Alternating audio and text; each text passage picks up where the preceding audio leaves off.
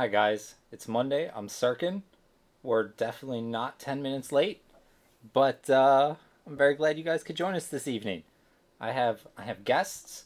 They're absolutely wonderful people, and they're one of the nope, I can't say that, can I? It doesn't matter. They're here and they're guests. Be nice to them. You know what? Oh, damn it! Right out the gate, I messed something up. Hold on. Nope, that's wrong. Uh, nope, Everything nope, seems perfect that's so wrong far. too. Everything's wrong. Everything is so wrong. Hold on, pretend you're not here yet. We're doing on the fly maintenance because I'm dumb. I messed something up right out the gate. Put that like right here, and we'll make it bigger on the top. And apparently I can't make it bigger on the bottom. That's fucked up. We'll make it bigger on top. There we go. And we'll make it bigger. Fuck. Fuck. It's not going well.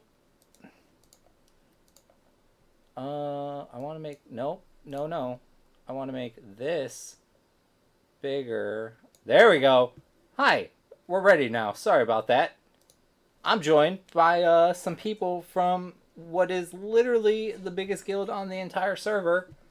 It's kittens who say meow. That's you guys. Hi, you Oh, guys. hey. Yeah, you can all say hi. We have Xystus and Xyram and Spacepope and Shyye. I'm gonna start at the bottom and I'm gonna say hello to Xystus. Who are you? Tell these people in Hey, like 10 seconds, real quick, who you are, because they probably don't know who you are. hey everybody, I'm Xystus. I'm the guild leader of Kittens Who Say Meow, and I'm glad to be here. It's not cool that you corrected the way I said your name within like 2 seconds of talking. You just got to be accurate, man. Oh, I feel like I'm gonna have to kick you off stream. Uh, XRAM. Xyram, also correcting you because Mm-hmm. I'm the only person that you removed the Y. You said you'd do it to all of us. That was a lie. I'm the first officer of Kittens. What is the first officer of Kittens? Is that like the first mate on a pirate ship? Yep, exactly. More so, just another, I guess, kind of a partner with Xystus in that we just someone for him to bounce stuff off of. As far as the officer corps goes, it's just like I guess like first among peers if there comes a situation. I mean, we're pretty close. We all get along pretty well, so we haven't had to deal with any of that. But it's just if Xystus isn't around, who do we kind of go to if we have to go all the way up? Okay. Um, and we have Space Pope. Say hello, sir. Hey everybody, this is Spacepope. I am the former leader of Kittens Who Say Meow, and a monk, I guess. Former leader, current monk. I like it. And we have Shy. Say hello, Shy. Hey guys, this is Shy. Thank you for pronouncing the Y's. Yeah, I abandoned the Y thing. That was more just me fucking with you guys in Discord than anything else. We know, we know. Okay. I'm also an officer of Kittens and have been for a while. Take care of things like inviting uh, people to the guild, stuff like that. And, You're doing a bang up job. well, I try. And some of you may not know this, but I have been known to post a few things now and then on the P99 forum in the Guild Kitten page. I'm not gonna lie, I'm a fan of your guild updates. It's one of the actual few guild updates. There's some people who I like, but you're on that short list of people who I feel actually put some time and effort and fun into the guild updates, and it's not just here's a list of things that are dead now, bitches. So I enjoy those.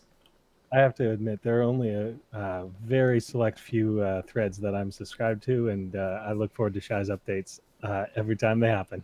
So, Yep, I'm biased, but doesn't make it You're not true. super biased. But that's correct. Sometimes, even though you're biased, you're still right. I do have to give credit to Zitunes. The last Bindi, that was his dialogue idea. I can't take credit for that. I just kind of brought it to life. Nice. I mean, at first I was like, who the fuck is Zitunes? But then I remembered 5 minutes ago, and now I know who it is. Oh, sorry. Yeah, we got Zitunes, we got Xystus, we got Xyram. Just refer to a different one of his characters every time you refer to him. Yeah, so Zitunes is my bard alt, and I often go by Zitunes in guild chat. So yeah, All right. just keep up, people. All right, keep up. Just keep up. So hello also to all the people in chat. I'm extra bad with reading chat when I have people I'm talking to. I'm aware of this. If you have a question, just if I don't answer it, just stick it in there again and again, and keep sticking it in there until I acknowledge it. Because I'm not ignoring you. If you ask a question, if I don't want to answer it, I will just say like, "Go fuck yourself." I won't just ignore it. So if I do ignore it, it means I didn't see it, and you should do what Envy did with at Sirken P99 in your thing, because it makes it all obnoxiously bright red on my screen, and then it gets my attention. So that's pro tip for question asking.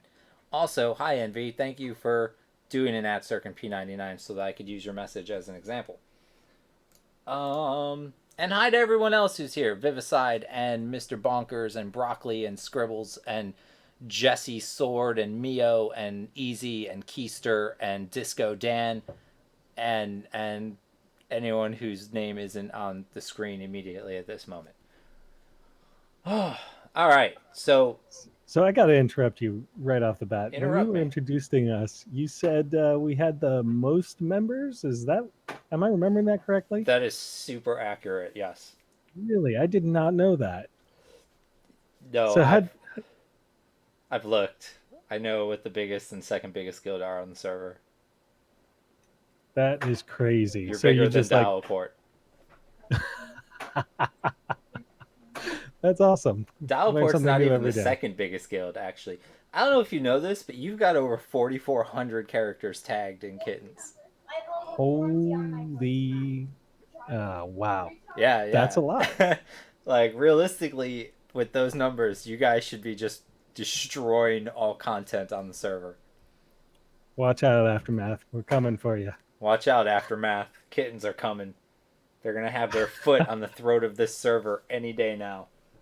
Hang on, we gotta go play with some yarn first. Yeah, right. Just imagine Whoops, zoning like 1,800 kittens into TOV.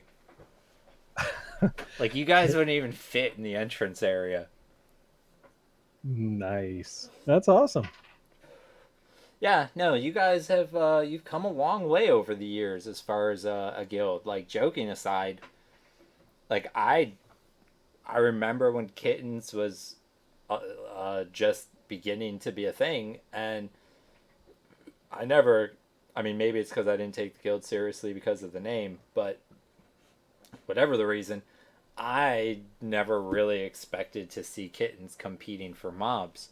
And every week I have a list of all of the top 50 raid mobs in the game. And so I update my scoreboard every week. And when I had to start adding Kittens to things here and there, it kind of popped something in my brain a little bit, because I was never ever expecting that day to be a thing. Well, I'm glad we pleasantly surprised you. Yeah, thank you for giving me a minor brain aneurysm. It was a lot more pleasant than I would have expected it to be. I expected it to be horribly painful, but I endured it, and wasn't so bad. I'd be willing to do it again. Nice. So any of you could take this, or you could take turns and all give your own opinions on it. I don't care. But at least one of you, tell me a little bit about Kittens, in case there's people on the server and they are looking for a guild. Talk a little bit about your guild, because there are probably some people here who really don't know anything other than there's a shit ton of you. Yeah, sure. I'll take the first stab at that. So, Kittens is what I would call a casual raiding guild at this point. We used to be basically a leveling guild, but as you said, we've really stretched our claws a bit, and we're taking on bigger and better things. So at this point, we've got a really solid core of 55 plus raiders, and we've got quite a few people who are low level as well. We've got a really good mix. And I think the thing that differentiates us is really attitude. Kittens is all about kind of helping out other people, being nice to people insofar as EQ allows that, and supporting each other. So yeah, I'd say it's a good place to look if that's what interests you. One of the things that drew me to the guild right off the bat is the name. It's a self-selecting name. You're not going to take the tag "Kittens Who Say Meow" if you're too serious about yourself, or if you are out for blood. It pretty much broadcasts that you're here to have fun. Exactly. That's a good way to put it. So yeah, that's what I'd say. All right. Well, for the rest of you, I don't care what order. You can just interrupt each other and go first or second or whatever. But why did you join Kittens? And tell me a little bit about why you like it. I'll take that first. So I was originally started playing back in probably late 2012, and for the first guild I joined in the server was Unreliable, which was a really cool little guild full of people who were very unreliable. And at a certain point, I realized I was the only member of that guild who had been on for 2 weeks, and so I started looking for other guilds, and I ended up finding a recruitment officer in EC and joining Kittens, which was a much bigger guild than Unreliable. And so I believe it. I don't know that I had any expectations really, being level like 40 at the time. But, it's hard to say that I joined and had all these big expectations. I really just joined to play the game with other people, and I found that I really liked everybody who was playing the game with, and I didn't really ever have any desire to leave. And so eventually when, I got promoted into the leadership of the guild and everything like that, that just never really went away. I just wanted to continue to play the game with my friends who I'd been playing with for years, and we decided to go out and start doing all the raiding stuff and all that type of stuff, and I think we've been really successful at it. So nice. All right, Shyye. Or did I was gonna let. Go ahead. I was gonna let Jump Shyye in go there. last because I know she's biting her nails over there. I thought she was last, but if I forgot about you, go ahead. There's too many of you. I'm not used to having this many guests at one time. Yeah, well, I feel overnumbered. You're zerging my stream with your 4,400 people. So I was, I think, mid-20s when I was looking around for a guild, and I appreciate things that don't take themselves too seriously and are a little bit silly. So I checked out the website and talked to a few people. I grew up with a couple and figured, I'll try it out for a while. I'm not ever locked into it if it doesn't work out, and just sort of stuck with it. I would say the thing that kept me here was once I'm especially moved into the leadership role, we spend a lot of time figuring out how we can include and accommodate infrequent and casual raiders, and I really like that idea of being inclusive. If you look at our application requirements, we'll pretty much let you in, and then we allow the kind of the character to speak for itself. We've definitely removed people for being assholes. We've had to have a talk with people saying, like, you can not be breaking the server rules and still be an asshole. They're not exclusive things. Oh my god. If you're... I'm going to touch on that in a minute, but continue. Sure. I've kicked people out because they want to go monopolize Crushbone in their 50s and yell at the XBing groups there saying, like, well, I had the camp first. There's definitely a wrong way to be right. Sure. And we we try to be mindful of that and be mindful of our reputation and the way that we present ourselves, and that's something that's I've always been impressed with. Okay. A plus. Shy. Oh, hey. Hi. Let's see. I got on the server and I had started with nothing, and I was probably in my 30s, and I started thinking I should join a guild. And I started looking around at different guilds, and I didn't know anything about anything. And I saw this guild. I'm like, oh, what a cute name! And so That's all it took. and I started kind of doing a who all, looking around who I saw a lot online. I kind of watched for a while because I didn't know. And I finally started talking to somebody about joining. And like I say, I was in my 30s. I was soloing somewhere. And even back then, it was easy to get in. And I don't even know. I think I was maybe in the guild maybe a couple months before the leader at the time asked me to be an officer. And I was like, oh my God. I'm like, okay.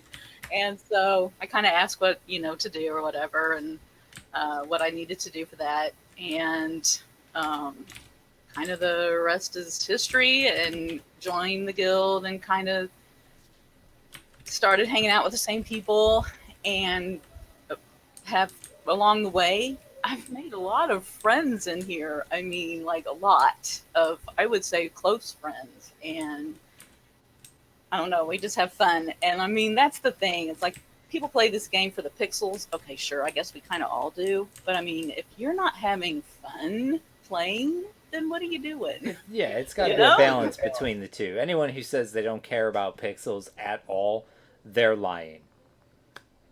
Like, I mean, everybody cares about pixels. You might not be willing to cut somebody's throat for a best-in-slot item, but it feels good to get a new thing that is an upgrade to an old thing.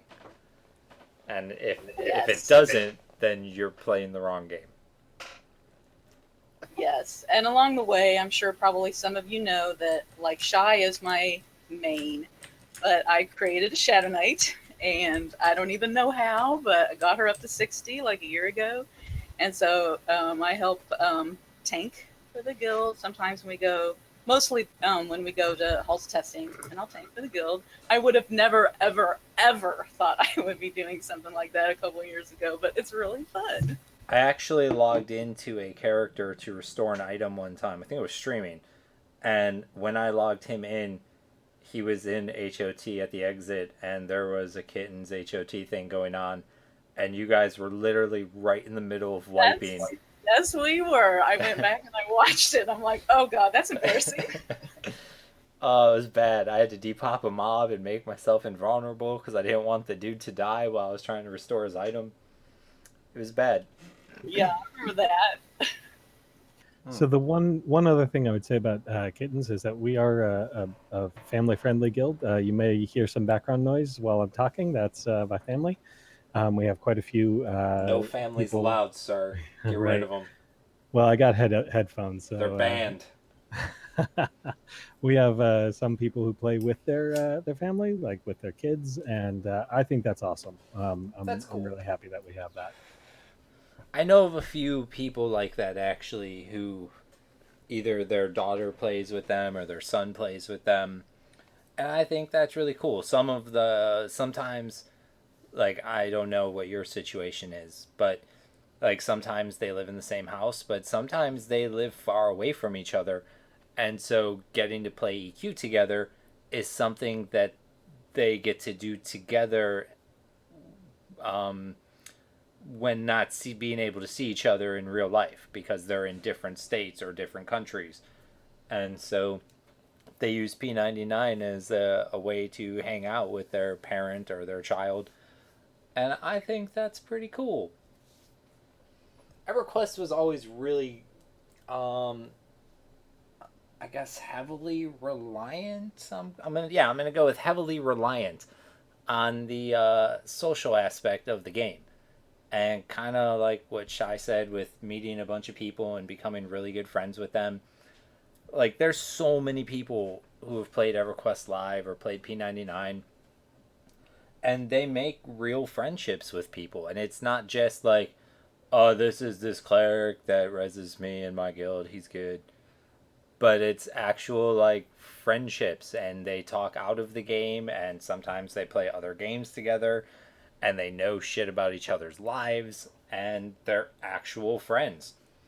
And I think that was, honestly, like, the one thing, not the one thing, but like the main thing that made EverQuest so super popular, and the reason people still even play today is because of the friendships and the people.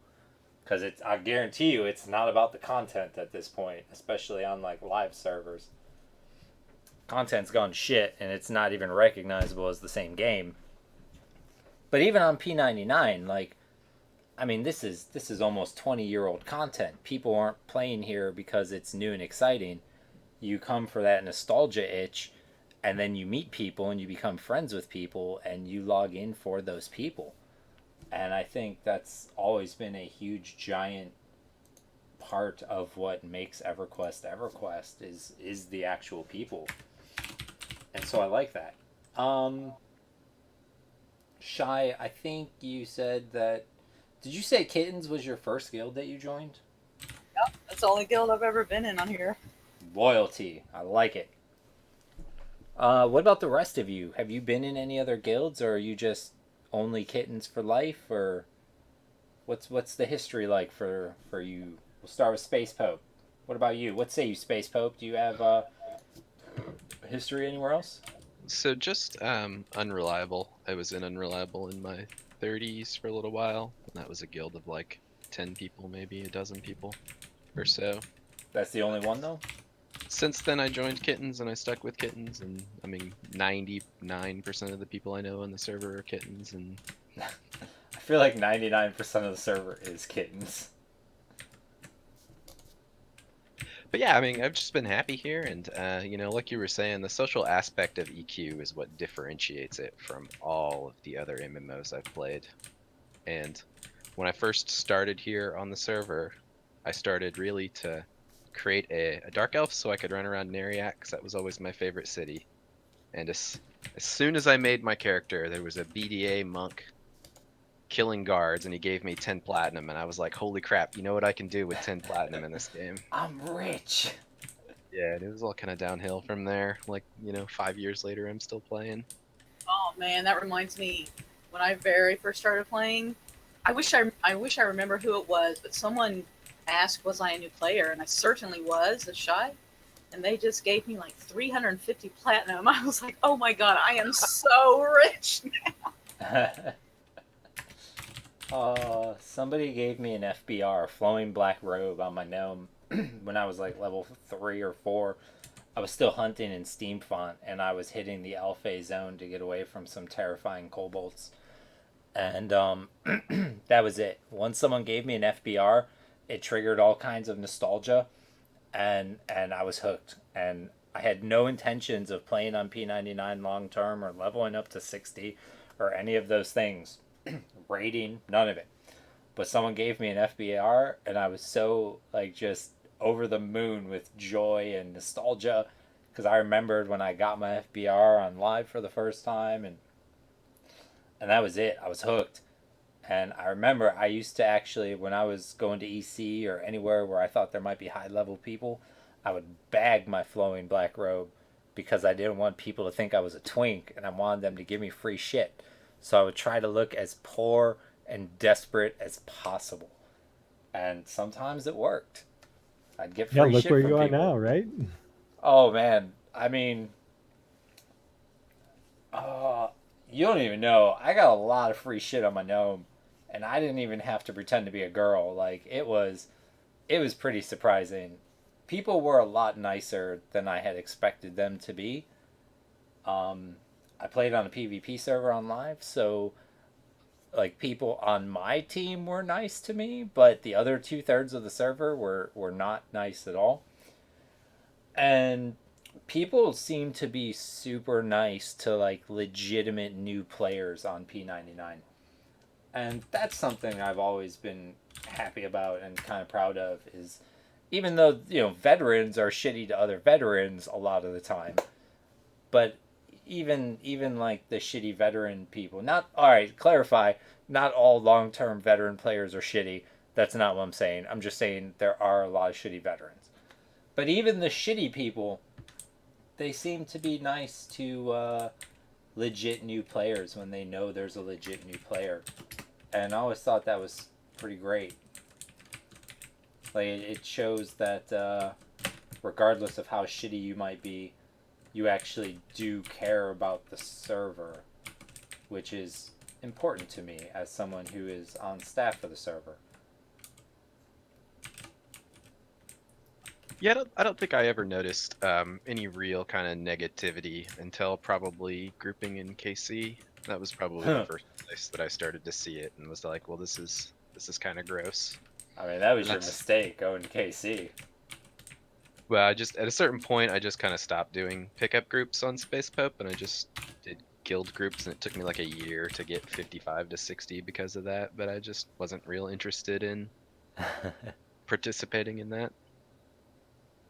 Oh man, I don't know if you guys know Mimo4949, but he says him and his wife joined Kittens after Paradox exploded, and we couldn't have made a better decision. Kittens are the best. I actually had a bunch of people in Paradox that I used to chit chat with, and they were a good group of people. And I don't know if you know this Mimo person, but oh shit, where was I going with that? I don't know where I was going with that. Paradox. I had to mediate an issue with Paradox one time.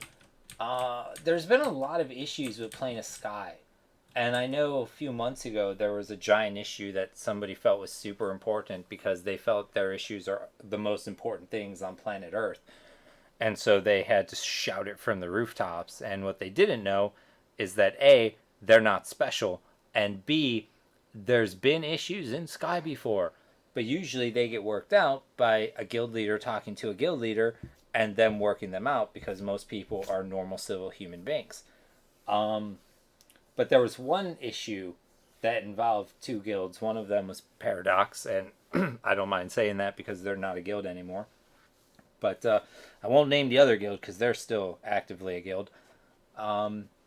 And they asked me to kind of come in and mediate and do something that was kind of fair for both sides. And so I listened to both sides' issues. Like, I don't even want to get into the particulars of the issue because I don't want to throw anyone under the bus. But it wasn't like scumbaggery. It was like innocent, like scheduling issues. And so I listened to the reasons everybody had, and then I went ahead and was like, boom, this is how it's going to be. And they were like, cool. And that was the end of it. And I've never had to deal with another issue ever again. Shyye, I feel like you said hi to AC Gamer, but I don't know if he's actually here or not. Oh, he said hi above a little bit. Oh, I missed it because I suck at reading chat, is what you're telling me. No, I didn't say that. No, I said that. I paraphrased. You said it. I'm telling you. No, I didn't. Whatever. You know what? Don't semantics with me.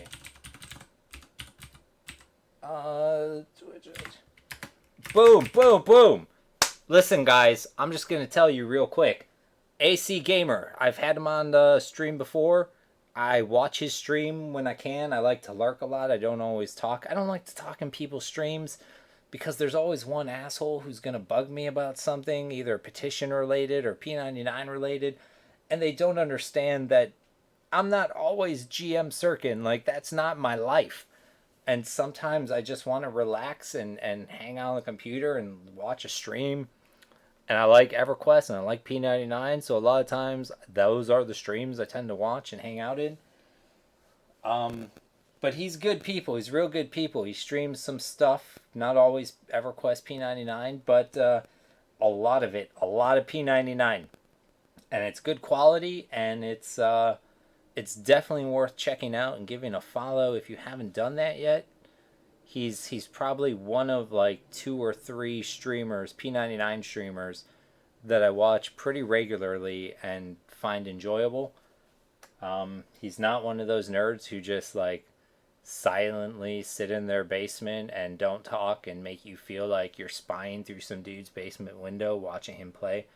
Like he's real good at interacting with people. He's very lively. He's got a good attitude. So click the link. I put 3 of them in chat. You can pick any one you want, but click one of them. Click the follow button. Do it. I was there when I helped him get his final piece for his epic, as probably anybody that was watching the stream that day know. And also, I was the first person that he clicked for res. Well, that's awesome. You popped his res cherry. You should be proud of yourself. He captured it on his stream, and he made somebody made a little clip of it, so it's out there. Honestly, like, if I had to name 3... Ooh, I don't want to do that because people will get mad and feel left out. I'm not going to name people. But I do like AC Gamer.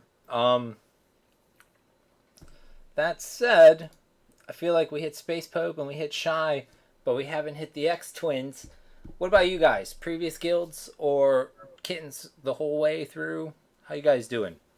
Sure, I'll take the next one. So I started out in Moonlight Crusaders. Actually, was my first guild. Oh I should shit! I had go- Moonlight Crusaders on stream years ago.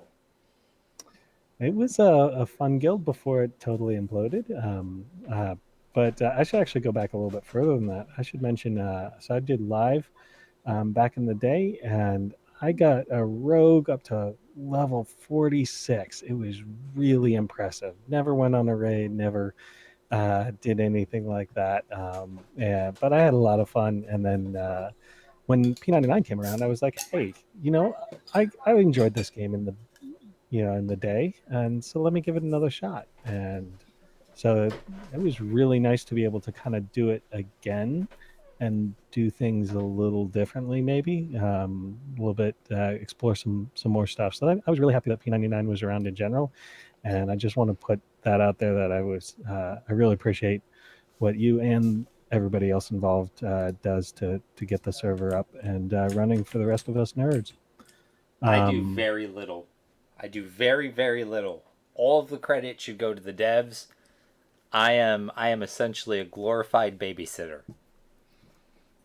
There you go. But this is a great thing that it's available. But yeah, so then from Moonlight Crusaders, I joined Kittens and was never really looked back. This has been a fantastic home for me since then. That's awesome. And what about the other X-Twin? It's just been Kittens. Kittens for life, huh? Yeah, like I said earlier, I joined, I think it's mid-20s, and I always kind of envisioned where I wanted to go with my character, and Kittens was always, we've grown a lot, and I was kind of there for a lot of those steps, and so I was always like, well, I really want to get my epic. Like, I didn't get to do it on live, so I really want to get my epic this time around. And then we got big enough to get my epic, and I got it. And I was like, oh, that's really cool. Well, I really want to go and work on the Coldane rings. That was something I really wanted to do on live. So I always thought that was a really cool quest line. And then shortly after that, we were capable of doing that, and we started teaming up with PS to do Ring Wars. And so it's been cool to see us kind of grow and hit all of the personal goals that I had, and I've been really happy here, so I've never really wanted to go anywhere else long term anyways. All right, so I'm guessing you guys are all pretty much Kittens for life, and that no one will ever be able to lure any of you guys away from the guild. And I'm legitimately asking this question because I don't know the answer. What is the turnover rate like? Because there's a lot of guilds that are, they're not newbie guilds, but they're not like the top two guilds, they're in the middle there. They're the cream in the Oreo sandwich, and a lot of those guilds get used as stepping stones. I feel like, and so I'm curious. Like, do you guys see a lot of that, or do you guys maintain a lot of your members? Like, what's do you have the stepping stone problem that a lot of guilds have? I mean, that happens, and actually, I honestly think it's a good thing. If somebody's looking for something that they don't get in Kittens, that's fine. I have no problem with folks going to the hardcore rating guilds if that's what they're really after. If they want to get that kind of an experience. People play the game they want to play, and I'm just happy that I found a group of people that are fun and that I like, and that I'm going to play the game that I want to play with them. So it doesn't bug me much. It does happen, but I don't think it happens. I wouldn't say it happens a lot. I don't know. What do you guys think? I think Kittens appeals very strongly to a demographic of people who aren't real obviously represented on the server. So I think that there's a big market for players who What want is that demographic?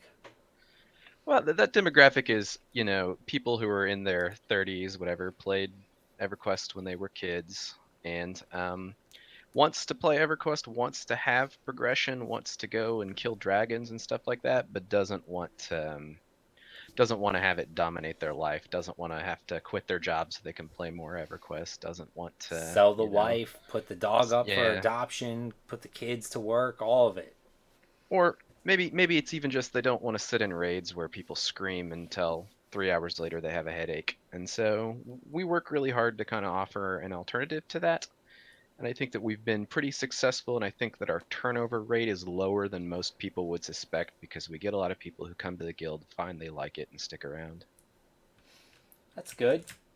Anyone else have any comments or opinions or anything about the turnover slash stepping stone issue? I guess I would probably like to say that when it happens, and if it's someone I know a little bit, I always get a little bit sad. Like, it feels like we kind of feel like one big family. And so if someone leaves, I don't know. I mean, it's going to happen, it's going to happen.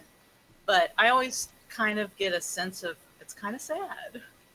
So you guys that have left, you've made me sad. Do me a favor, one of you guys. Put your I'm assuming you guys have a guild website for people who are interested in joining to go to, or do they just, is that not a thing? Do they just contact in game? Yep. What does somebody No. want to do if they want to join Kittens?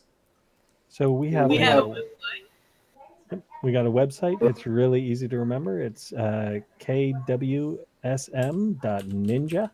That's kittens who say meow .ninja. So you go there, and there's instructions right away for if you want to put an application. It is highly recommended if you want to put in an application that you click on the link for Kitten's Friends Discord and put your application in Discord. We get to those much faster because the forums are kind of a pain. Also, because I try to visit the forums, I kind of try to do that sometimes in the morning before I'm going to work. And there's something weird about that site. Someone, maybe a week ago, I saw someone's app, but it's what I saw their app that was like a week old, and then I saw another message from them saying, "Oh, well, thanks for not even saying anything. I don't want to join your guild." And then I'm like, "What happened?" And I looked at the date, and I know I had checked it since that first. So I don't know what's going on with that site. I think maybe people are posting things and they're not showing up until maybe someone posts again to it. So I just want to put that out there that if that happens and you've gone to that website and you've put in an app and you don't hear anything, either reply to that app or look on the left side. There's the link to the Discord, because we're for sure to see the Discord faster. There's more people. We're all over the place in Discord. The website is not as visited as much. And don't be so goddamn uptight. If you don't get a That response too. right away, don't assume it's because people hate you or are being shitty to you. Maybe there's a technical issue. Maybe reach out to an officer in the game or talk to some regular members in the game and let them know, like, hey, I think you guys are great. I applied to your guild. All of those things go a long way because you're not the only guild that I've talked to that has had issues with their website. Sometimes technical shit just happens. We've had it happen in the past on our forum. Shit happens. Yep. We're not getting paid for this, so. I know that feeling. I see a comment here in chat about passing on the guild because you don't want to fill out an application, and I just wanted to assure everyone that that application is like 6 easy questions, and it's there to limit people who are not serious about joining the guild. You know, if people can't Anybody- fill out an application, fuck them. I mean, honestly, when I used to run a guild on live, we had an application and we had an interview. And it wasn't like a goddamn job interview where I grill you about things, but I just want to shoot the shit with you for 5 to 10 minutes to make sure, A, you're not a weirdo creep, and B, make sure that you're just, a regular, normal person. And I don't think that's absurd. If you're going to spend a large chunk of time with these people, you want to make sure that they are going to fit and that they're not some psycho or egomaniac or creep or whatever. And I wouldn't even consider joining a guild that didn't have some form of application process. I don't think you should apologize for having an application.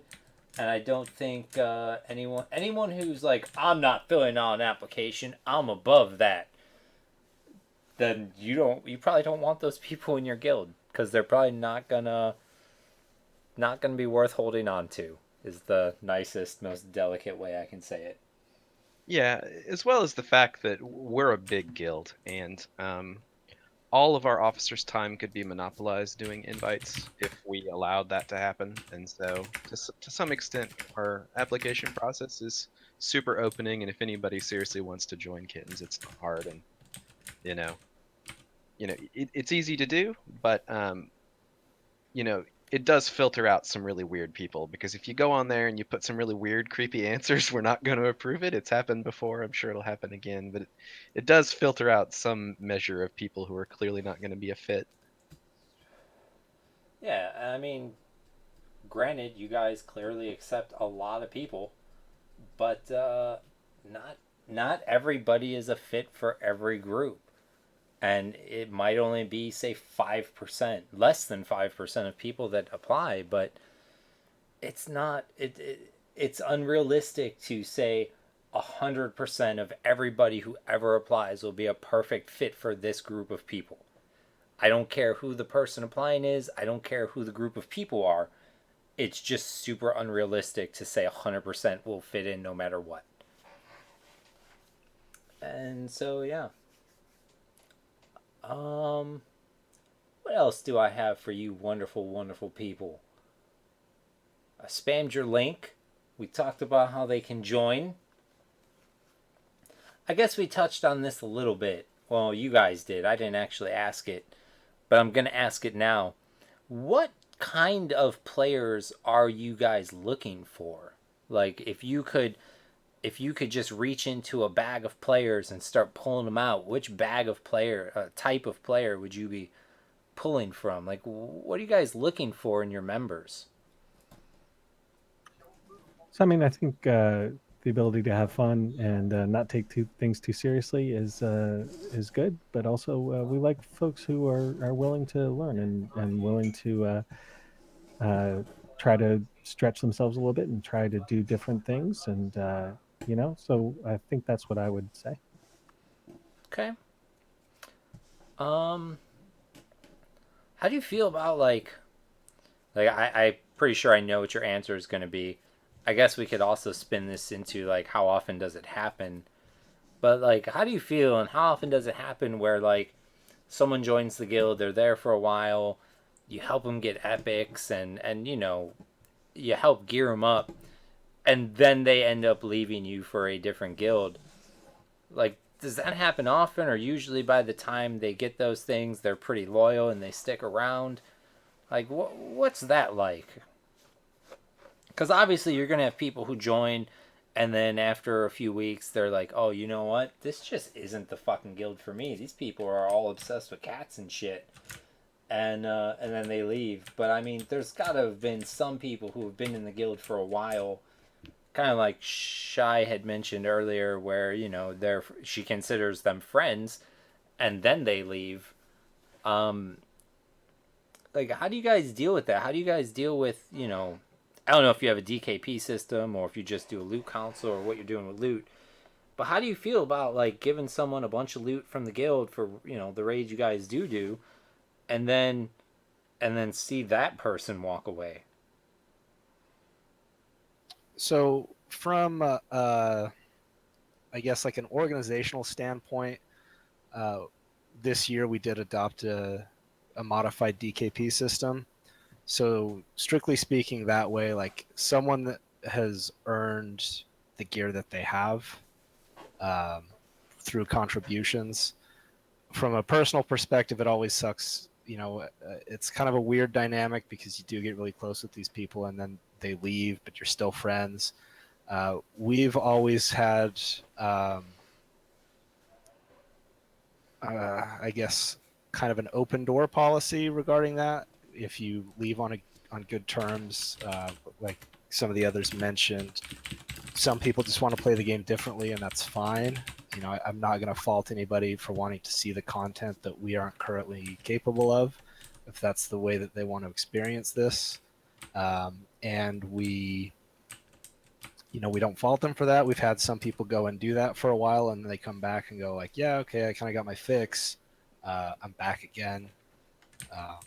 It's just sort of the cost of doing business. You know, it's always going to happen, and you can't really take it personally. So you guys just have a good attitude about everything, is what it sounds like.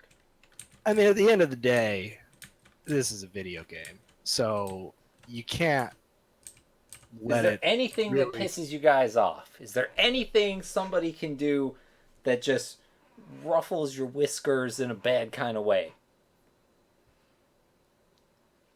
Do you have a pet peeve? I'm sure I do. I'm just thinking for a minute. I've got a controversial answer here. Give me it. Give me the controversial answer. So when you guys were changing everyone's cool novelty names, I was a little concerned about that. Oh man, we changed like 400 names in a weekend.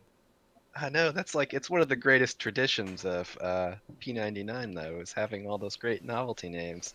Yeah. How many of them are gone forever now? A lot of them, because we have a name filter now. And so when I change a name, I actually add it to the naming filter, and nobody else can ever make it again. You can't remake it either. There is one person in the guild whose name was changed that I'm really sad about. What was it? I agree. I'm the same person. We all know what it is, don't we? You go ahead, Shy. Say it. Little Buddy. Little Buddy? He got it changed to some crazy thing called Braz. How is that better? I feel like Little Buddy probably His full didn't name have to was be changed. Little Buddy Needs a Hug.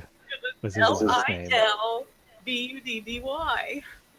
Oh man, we got super petty with names, didn't we? Yeah, That's what it sounds like. And he was upset. From what I understand, he was really upset because he's young.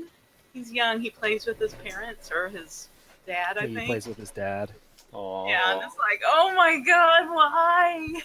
That actually makes me feel horrible.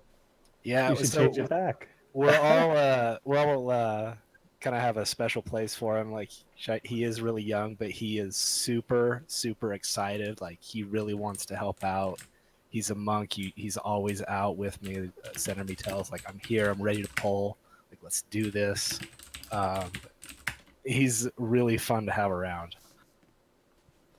Well, I'm not gonna lie, that kind of makes me feel horrible, and I'm very sorry to hear that. We'll see what we can do about that later. But yeah, no, someone made a forum thread basically firing a giant shot at staff for not enforcing names. And in their signature, they had all of their names. And, like, literally every name they had was a violation of the rules.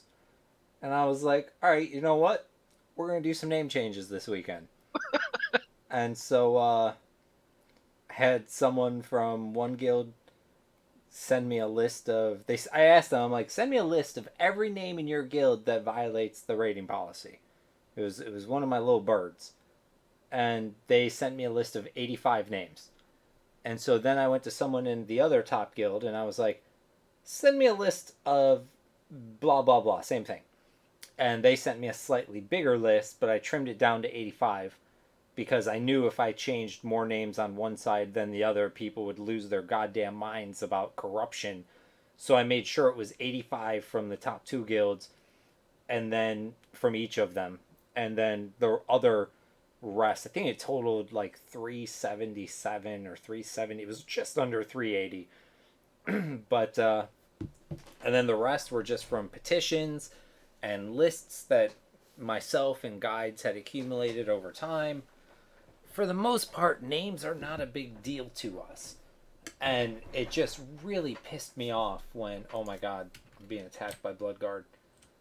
It just really pissed me off when this dude called out the staff, because like we have such better things to do than be the name police.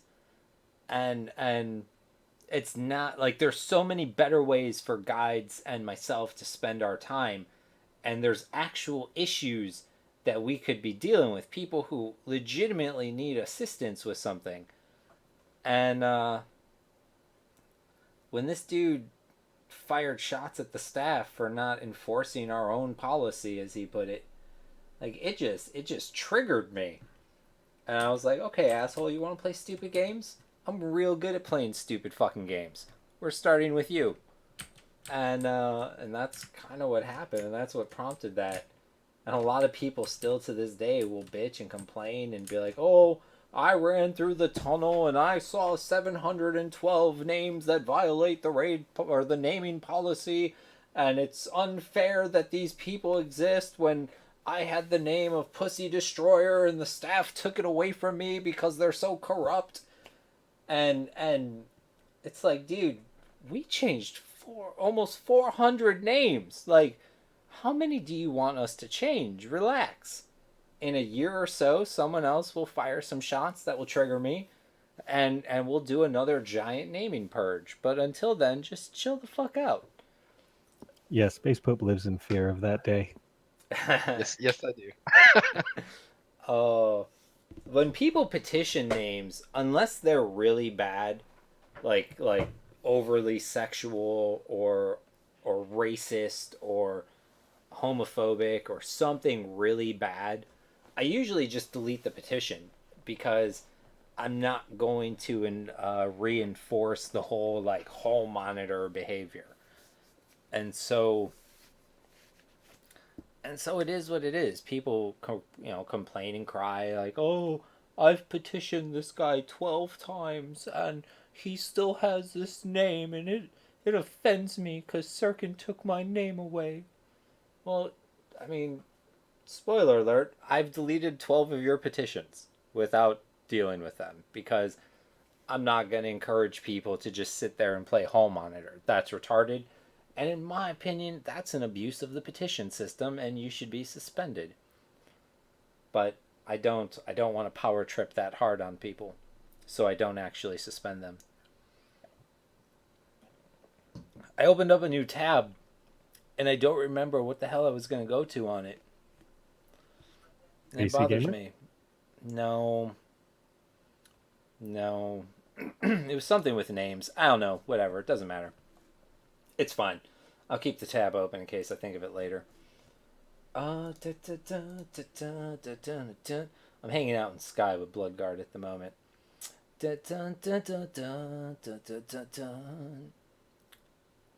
Oh, I have a question for you guys. We're going to start top this time, which means Shyye, you're first, and Spacepope, you're on deck.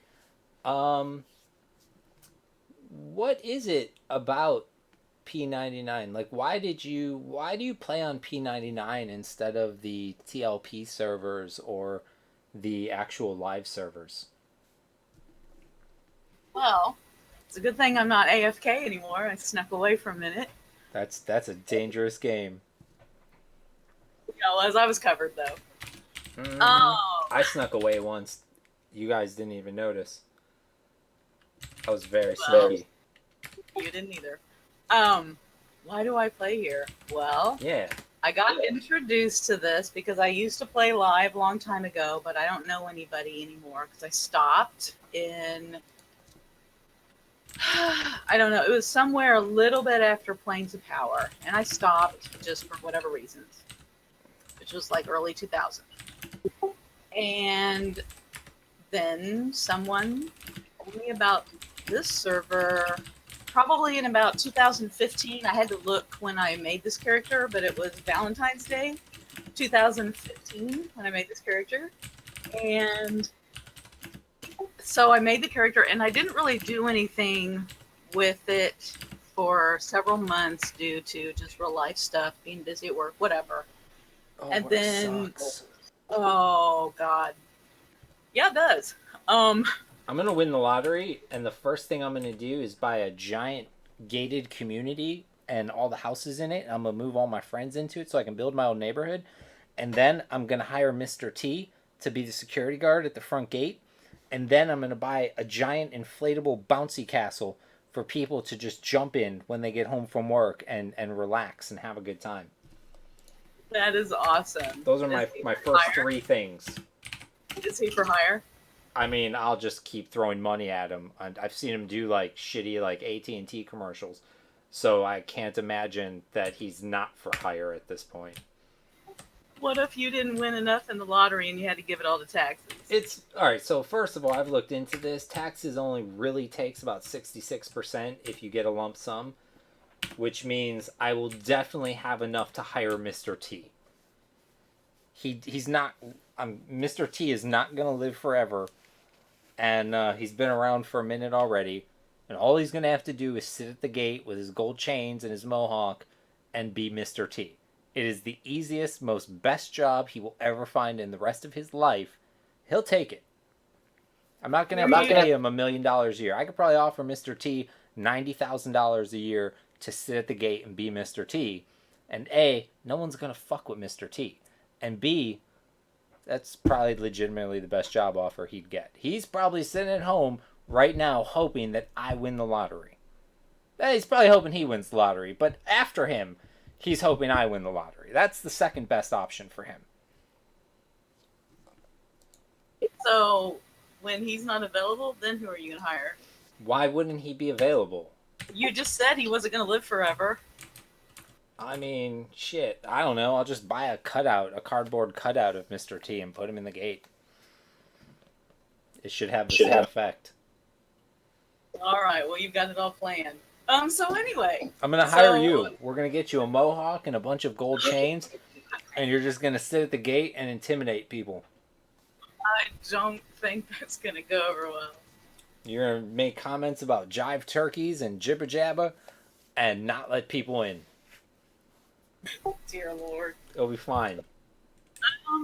So what was the question? I don't know. Why would anybody click off gnome illusion when I give it to them? Mine wore off. Untrustworthy. Right? Like, I feel if you click off gnome illusion, you should probably just be banned. I'm gonna talk to Nobog, see if I can ban him for that. Well, mine wore off. That's not your fault. That's okay.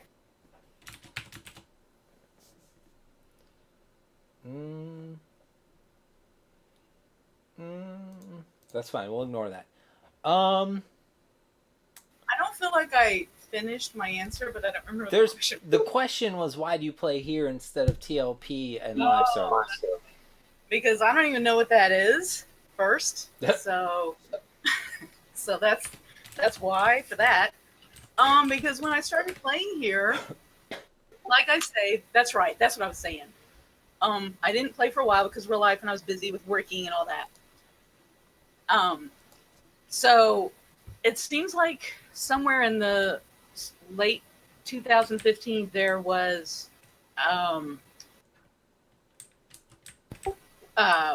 there was a experience bonus that opened up, and it was the first time I'd ever seen that. And something to do with that, and I think I was around level 20 or something, and so I just started playing, and like something like clicked in my brain where I was like, oh my god, I'm doing this again now. I can't believe. Oh yay, thank you. You're welcome. Oh no, I'm on my way. And anyway, so pretty much the rest is history. And like I say, I got a few more levels and joined Kittens, and I started to get to know people. And it just went from there. That's the reason, is because I've gotten to know so many people here, and I've gotten to where I really consider these people my friends. Like, I don't see them real life, but, well, as a matter of fact, I have met a couple real life. We're speaking to one of them now. Do you guys But- have You guys guild have- meetups? Is that a thing? Well, I sort of made it a thing with a couple of us. Because I know there's a couple guilds who actually do that.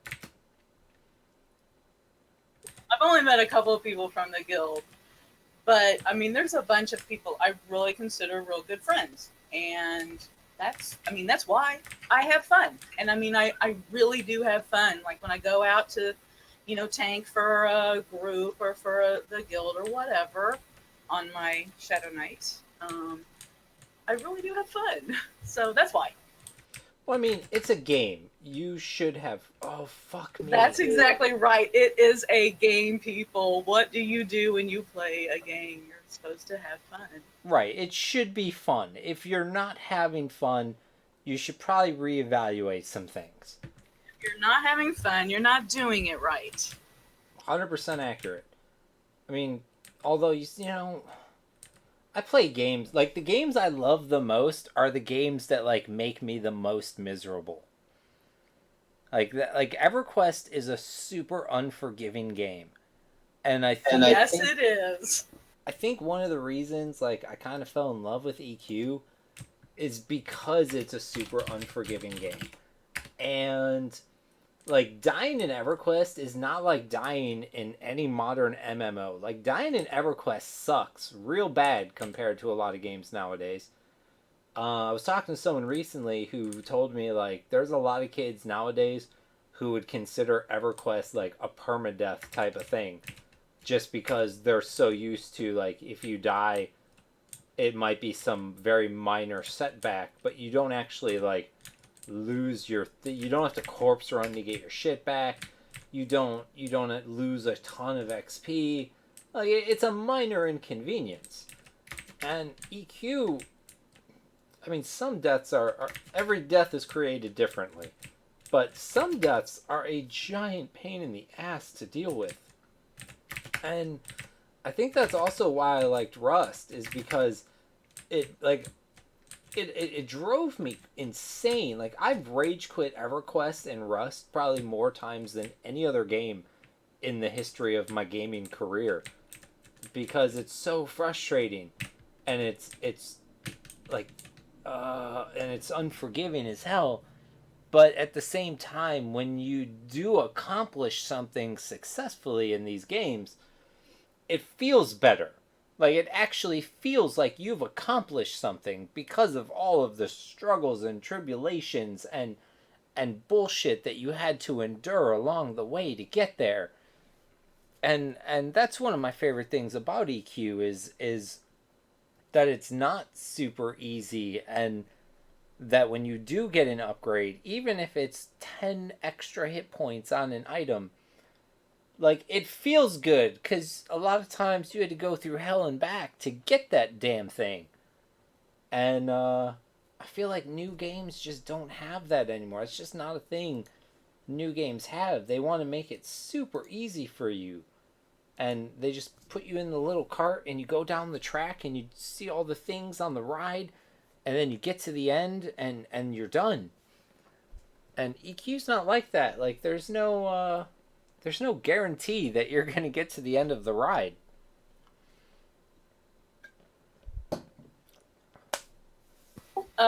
Yeah, I agree with all that. Like for instance, my Shadow Knight. Okay, first, you guys don't know this, but I made my Shadow Knight as a joke. I mean, your joke is level 60 in a Guardian robe with an epic and taking HOT. Right? I seen you on Gotcha. Burrito stream. Fuck it. Yep, you did. No, I've never. Okay, here's the thing with me.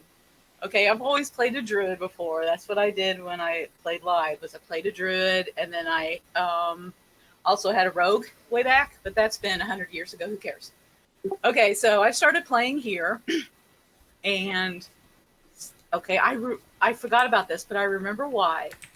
I made this dark elf because I was in, and you're gonna laugh at me, but I was in Carnors, and I won some of those Shadow Knight boots. And I was like, well, what the hell am I going to do with these? I said, Are we "Let me just talking make a flayed skin stuff? no, just the what are they called? The thing that drops. That's the boots. The Okay. Very whatever. helpful. The thing that drops. It's fine. It's on your feet. Yeah, right. Shadow Knight's wear it. I'm super out of line. My apologies. It's fine. I think The Canarch I don't armor you're talking it about. doesn't matter. It doesn't matter what they are. But anyway, so I won Blood them. Ember? Maybe. Um. So Kunar anyway, Jordans. so instead of selling them like a normal person, I said, I'm going to make a Shadow Knight. So I did. I'm like, well, what can I name her? I know. You were very creative with your naming scheme. I know. So anyway, so she sat around at like level 6 forever. And then I can't remember exactly what got me to start leveling her. But there was a couple people in the guild. And if you guys are listening now, hi. But we grouped. And next thing you know, I'm up there in the 50s. And so I don't know if you guys that are in chat with me right now remember how I got I wasn't even going to worry about the Shadow Knight epic because, oh my god, the thing from the golems. Well, that was the first piece I got. Oh, wow. So, and I can't even remember how we got a golem, but there were no Shadow Knights on, and just at the time, it was like, well, where's this thing gonna go? And so I said, well, let me log on my Shadow Knight and I'll go up there and get it. So I did, and so that began my epic. And so, in the meantime, a bunch of us we started going around and gathering up all the pieces. And next thing you know, 4 or 5 months later, well, that's where I still don't know how I dinged to 60. I don't know how I got this character to 60. She's been 60 for like a year. Don't know. But that's where I dinged to 60 was in Plane of Hate, looking for that damn decrepit hide, and got it. And that was one of the last pieces. And I got the epic, and of course, you guys all know about me spending 3 months of my life getting that damn robe because you know that's to do it. The Guardian robe? Yes. Yeah, I seen you in Sky Shrine trying. Yeah. And so I'm like super ornery, and I made it part of my assist button. Good job. And so, but in the meantime, you know, she's gotten even better gear when we've gone to raids and stuff. And I don't know. I don't even remember what my point was, except the fact that I have really fun time when I'm tanking for the guild for whatever. All right. I remember when we first made you do that. Oh, I was When the you were worst. terrified. Was you guys? You don't even know. Well, we were like, oh, okay, like what tanks do we have? And we rattled off like 2 or 3, and you were one of them, which caught you off guard. Turns out you need to like do stuff. Do things. You gotta do stuff. But I've gotten better, and but yeah, it's fun. I found Calvanus. I don't know what he's doing. I don't know if you guys know Calvanus. He is one of our fine CSR members. He's a guide. He is, I think, the newest guide. I hope I'm not wrong. I'll feel like a dick if I'm forgetting somebody. But I think he's the newest guide. and he's been with us for a few months now. And you guys don't see it because a lot of what he does is, other than like in-game petitions, a lot of what he does is forum petition work. And this dude has been busting his ass recently, and I'm super proud of him. And he's probably not watching or listening, but if you guys ever see Calvanus the Astute in-game, you should give him a hug or love on him a little bit, because this dude's busting his... He's putting in work, and I'm super happy that we have him on the team lately. Because nobody likes doing the forum petition stuff. Nobody. Nobody likes doing IP exemptions. Nobody likes verifying. You don't fight them. Nobody likes verifying items or flagging things for me and Bracknar or Landris. Nobody likes those things. But this dude, he does it. Him and Dacus does it too. They're the two newest people, I believe. God, I hope I'm not forgetting someone. I'll feel like the biggest asshole right now. But shout out to Calvanus, who's not here, but is definitely lurking in Kern's Tower. Spacepope! Are you still with us, Pope of the Space? I'm here. Why do you play here instead of TLP or Live or another EMU server? There's lots of options for EverQuest. Why are you on P99 of all of those things? Like, how did we win you? So, I mean, way back in the day, circa like 2009, 2010, I had a friend from high school who was playing here on P99. And he had originally kind of told me about it, and I made an account and kind of ran around and then kind of like forgot about it for a few years. Then they started talking about that EverQuest Next stuff. I think that's what it was called, which in retrospect was kind of stupid. Nonetheless, I watched some of it because I really enjoyed original EverQuest, and that was enough to kind of like make me think, well, maybe what I want to do is actually go play real EverQuest again. It wasn't there, that old emulated server. I wonder if that's still around. So EverQuest Next had awesome ideas, but they did not have the capability of doing the things they were talking about during that super presentation that had like 35 minutes of sand art ahead of time. Yeah. And it sucks because other than the fact that the characters looked like Disney characters, like the ideas behind it sounded really good. And the story box stuff especially, I thought was like really interesting sounding, how the world would like change even in the absence of players. And sure.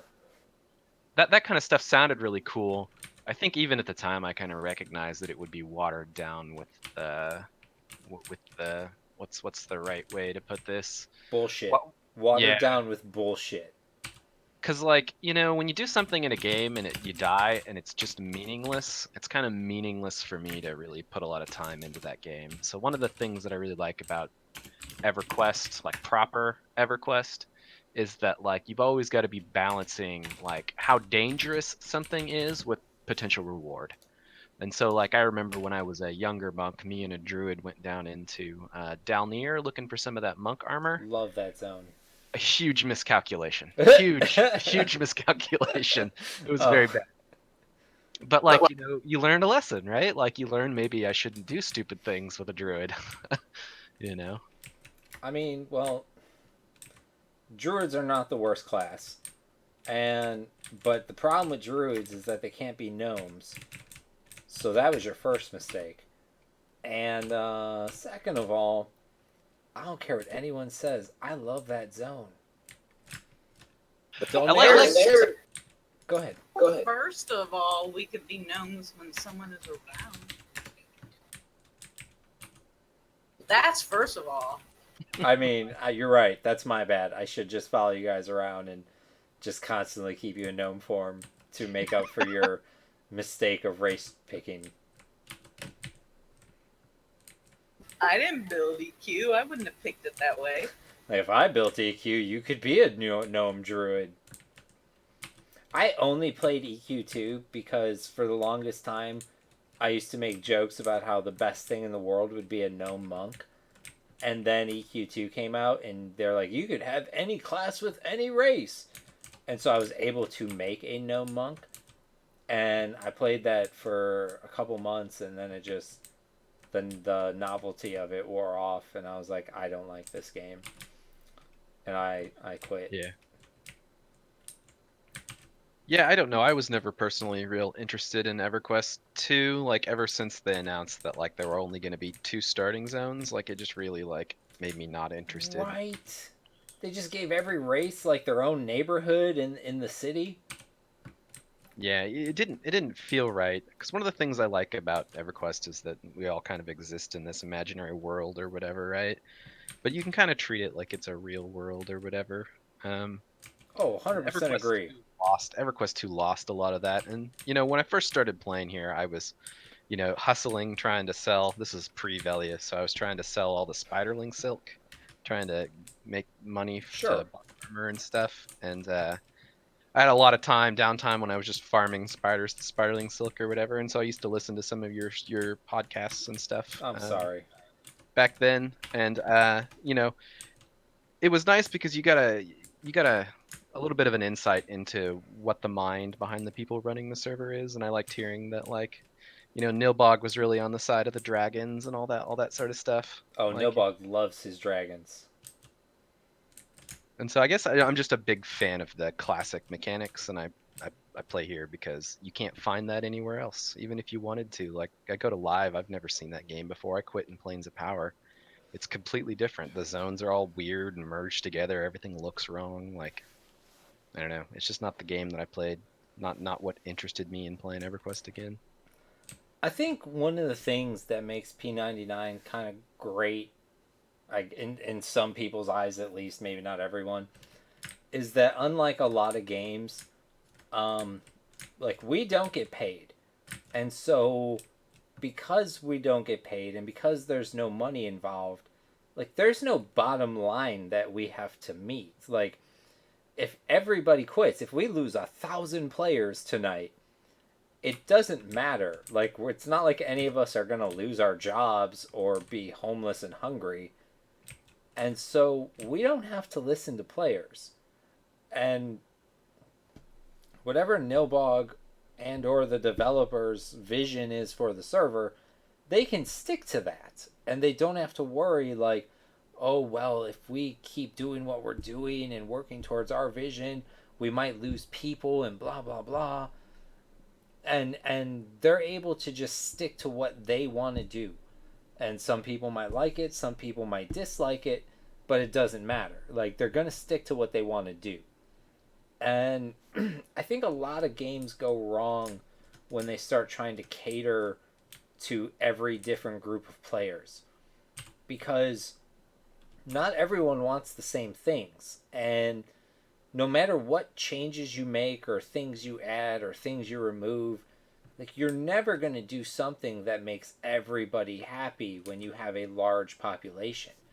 Like it's just impossible. And so like on some level it's good if you can just ignore everybody's opinion and stick to your vision, and if they like it they'll play here, and if they don't like it they can go somewhere else and play somewhere else.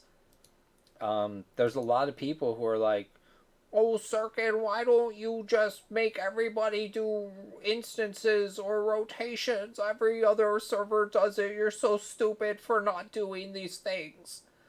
And my response to that is always, every other server does these things. Like, every other server either has a forced rotation of some kind or has instance rating. And so if people want those things, they can go to those servers. They're not hard to find. But I don't like those things, and I have to imagine most, probably not all, because again, you're never going to please everybody, but most of the people that play here because they don't want those things, or at least are okay with those things not existing. Because if they were things that they absolutely needed, they wouldn't play here. And that's my logic on it. I'm glad that the staff is against that kind of stuff. I don't want to be like every other EQ server on the internet. I like that we offer something that other servers don't necessarily offer as far as EQ servers with any kind of population go. I'm sure there's EQ servers out there with 30 people that don't have instances or rotations. But no one wants to play on a server that is essentially empty or a ghost town, because it's a super social game, and it sucks. It's hard trying to build a population, but if you don't have one, it's just not as much fun as playing on a server that does have a lot of people. Even if those people disagree with you and aren't of the same mindset as you, like, it's just nice going places and seeing people, and who knows who you're going to meet, who knows what kind of conversations you're going to have. Some are good, some are bad, some you'll wish never happened and that you could have avoided, and some might lead to friendships that last for years and years and years. That's EQ, though. Yeah, for sure. I think you guys do a real good job in handling that. I think that's been the downfall of a lot of games, is slowly over time letting into the casual, like, you should make things easier, like, you know, we should have this, we should have that convenience, and over time it just kills games. I wrote a giant manifesto thread one time that a lot of casual players interpreted as me saying get good or get out. And it made me kind of feel shitty, because that was not at all my intention. Like, my intention was, I guess it's kind of that. It wasn't get good or get out. It was more along the lines of, if you're not happy here, leave. Like, we're not going to change because you're giving us threats of leaving. We don't care if you leave. Like, if you don't like it here, go play somewhere else. But I firmly believe that you can have different play styles and have fun here. Whether you just want to hang out with friends and do little things here and there, whether you're, you know, one of the top 2 rating guilds on the server, whether you're a guild that wants to become a top rating guild and you're trying to progress. I think P99 allows for all of those things to happen. And for a real long time, this is going to lead to my next question for all you guys, but before I do, I got to talk to Xyram and Xystus about why they play here. But you know what? I'm not going to do that, because I'm just going to go off on a tangent. I'm just going to jump to Xyram. Xyram! I mean, really the same reasons, I think, as Space. You know, I really enjoyed EverQuest Live. Velius was kind of the golden age in my mind. It's the era that I'm like most nostalgic for.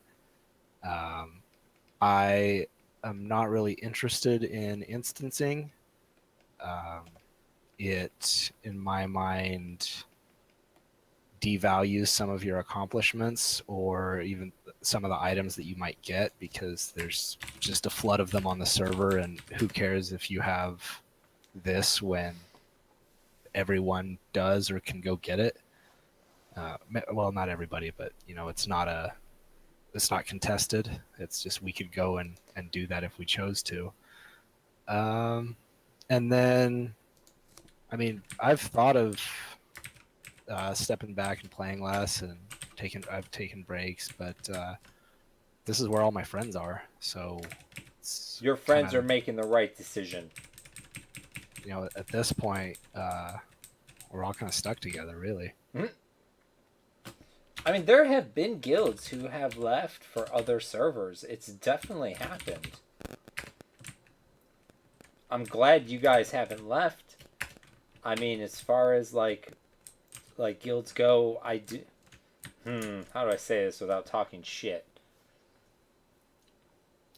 I've had very few issues brought to my attention that involve your guys' guild.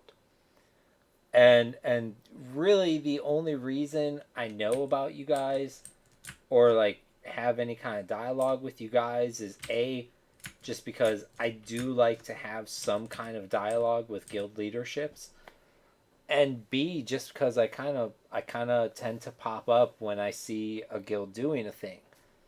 That's kind of the reason you see me in Sky as often as you do, is because I have an online player list. I can't show it because it has everyone's account names, but I have this online player list that shows every zone alphabetically and all the people in the zones. And so I can see if there's a large group of a certain guild in a certain place real quickly. I, I don't even know what I'm trying to say. You know what? Ignore me. Don't listen to me. Don't let me interrupt you. You know what? I'm done with you, Xyram. I'm sorry. Forgiven. Xystus. Yeah, I mean, a lot of what everybody else has already said. I mean, it's you make connections and you do fun things and you enjoy playing the game, and it All right, keeps so you going since you back. had to go last and everyone took all the good answers, I'm gonna throw you a curveball. Is there anything that, like in particular, that you uh, that you wish P99 had, or that you think would make P99 better, not just for like you and your guild, but overall as a server for all the different play styles and all the different guilds? Just something that you're like, overall, this would improve the place. So this is maybe a little bit of a controversial answer. Let me go back, I guess, to December, January timeframe. What, 6 months ago now, when Aftermath and Awakened were both banned. At that point, the rest of the guilds on the server came together and put together a list of targets, and they kind of divided things up and said, "Hey, this is what we'd like to try, and this is what we'd like to try." And it was a little messy. It definitely took one of our officers' entire life for a few weeks, but it was worth it, and I feel like it really was an awesome experience. It let us try some content we never had before, and I loved the idea of all the guilds coming together to try to work together. And it doesn't always have to be that way, right? I mean, competition is fun too. But I feel like that has been missing since Aftermath came back So and all basically, that. you want me to ban guilds more often, is what I'm hearing. I want More guilds guild to work bans. together. There's some ideas of how to do this, but what boils down to is just that it would be. I think it would be nice if guilds were able to stretch their wings a little bit and try to do content that maybe they can't do it. Maybe they wipe 5 times, right? But they have fun doing it and they learn something new. Hold on, real And quick though. Wiping 5 times if you get it on the 6th time, or wiping 14 times oh and getting on yeah, the 15th time, it it's the makes it best feel feeling in the world. so fucking good when you actually. Yeah, Like, if you just go to a place and you kill it on the first shot, like, you don't. I mean, sure, you appreciate it, but it's not the same. It's not the same as yep, trying and failing and failing and failing and failing, and then finally you get it. Like, it yeah. feels Like you so have to good. try 10 different strategies and until you finally figure out the one that actually works. Yeah, that's the best feeling. One of my officers is telling me to ask about the guild management tool, which would be nice. I'm not going to say it wouldn't be, but I understand it's All not right, so classic. I don't know if you guys know this, and I really don't want to tell you this, but if you shoot me a message either in game or private message on the forums, or a couple of your leader and a couple of officers have me on Discord, if you shoot me a message and you ask me for a guild roster, I'll give it to you. I will give it to you in the form of an Excel spreadsheet, but I'll give it to you. And I'll hate all of you because it's going to be over 4,400 goddamn characters, but I'll give it to you. I can say that the guild management tool stuff, as a staff, we've talked about it. And I can tell you that if we do it, it's going to be some kind of custom content thing. The very last, just to cover my own ass, we're going to say one of the very last content patches is going to be Chardock 2.0. And after Chardock 2.0, I'm pretty sure we're done with content other than like fixing broken things, bugs, little things like that. But we're not really adding anything else after Chardock 2.0, which means we can get into custom content. And the idea has been put on the table to maybe create some kind of borderline epic quest that the reward would be to benefit, like there would be multiple rewards that benefit guilds, and one of those rewards would be guild management tools. That sounds incredible. I'm going to look forward to that. We have a lot of ideas for custom content, and I mean, a lot of it is just ideas. I'm not going to sit here and pretend like any of it has ever been worked on or ever got past the hey, this is an idea stage, because I don't know if it has. And as far as I know, it has not. But we've definitely thrown some things on the table that makes me feel like the powers that be, the Nilbogs and the Rogans of the world, that they are definitely super open-minded when it comes to custom content ideas. Guild management tools have definitely come up. Resetting the sleeper has definitely come up. Making our very own. One thing that came up was, as you guys know, eventually in EverQuest, Epic 2.0s were added to the game. And because we're not going to have all the same zones, we obviously can't just put those quests in the game. But the idea to have staff members make super hard, super epic style quests that would eventually be a reward of a... I'm not even going to say they're going to have the same stats as Epic 2.0s on live, but maybe something just a smidgen bit better than North TOV loot, so that it is without a doubt best in slot. Custom Epic 2.0s. We've also thrown out the idea of not just epic weapons, but maybe like an epic armor kind of quest. So you can get an epic chest piece, be it a robe or a breastplate or whatever. And I know a lot of people think that any kind of custom content is a pipe dream, and they're always like, well, it took 5 years for Kunark to be a thing, and it took 75 bajillion years for Velius to be a thing, and I hate everyone. But what people don't realize is that the hardest part about doing a Kunark and doing a Velius is that you're trying to replicate something else, which means you are asking people who are not being paid to spend countless hours combing the internet for data and info, trying to get something as close to how it was as possible.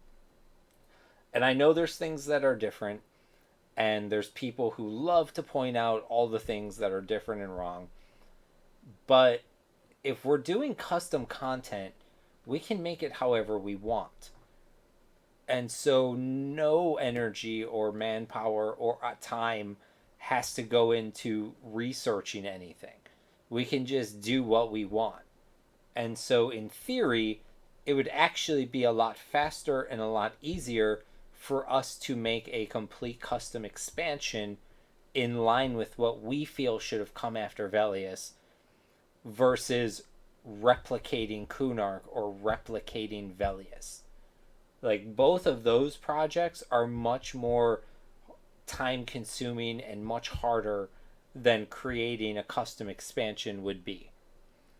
And as far as I know, nothing has been just taken off the table as far as custom content goes. When an idea has been thrown out there, not one time can I remember Nilbog or Rogan being like, no, we aren't doing that. And so, like, that's very exciting. And I wish I could get into some specifics with you guys about certain things, but I just can't because I get in trouble.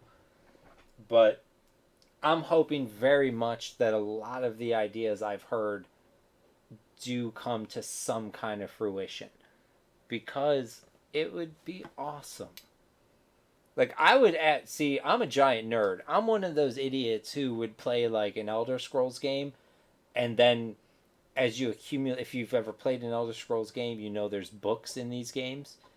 And I'm one of those idiots who, like, when I find a new book, I will stop what I am doing and read that book. And I'll keep it, and I put the good books on the good bookshelf, and I put the other books in like a trunk, and I put extra books in their own trunk. But I would do some shit like that, where I would create custom books of lore, even if it's new lore that we're creating in line with what we feel should have come after Velius. And those books would be essentially the information you would need to start an Epic 2.0 quest, or an Epic Armor quest, or resetting the Sleeper kind of quest. I think that sounds awesome.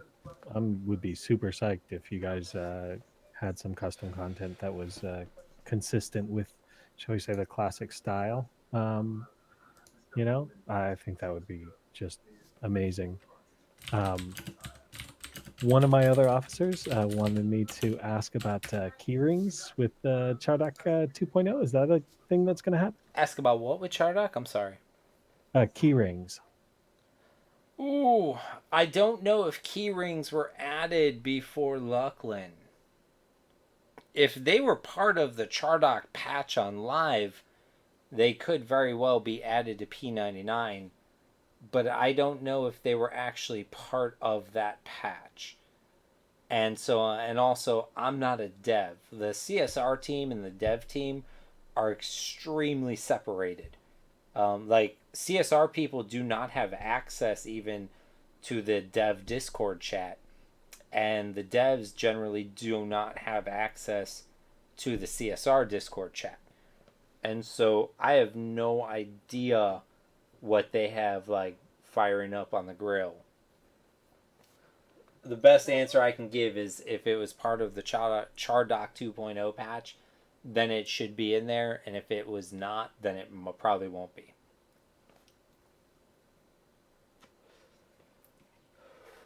I can say it's been more than a year since the server has been patched. If you go look on the forums at the last patch, I believe it was July 14th of last year.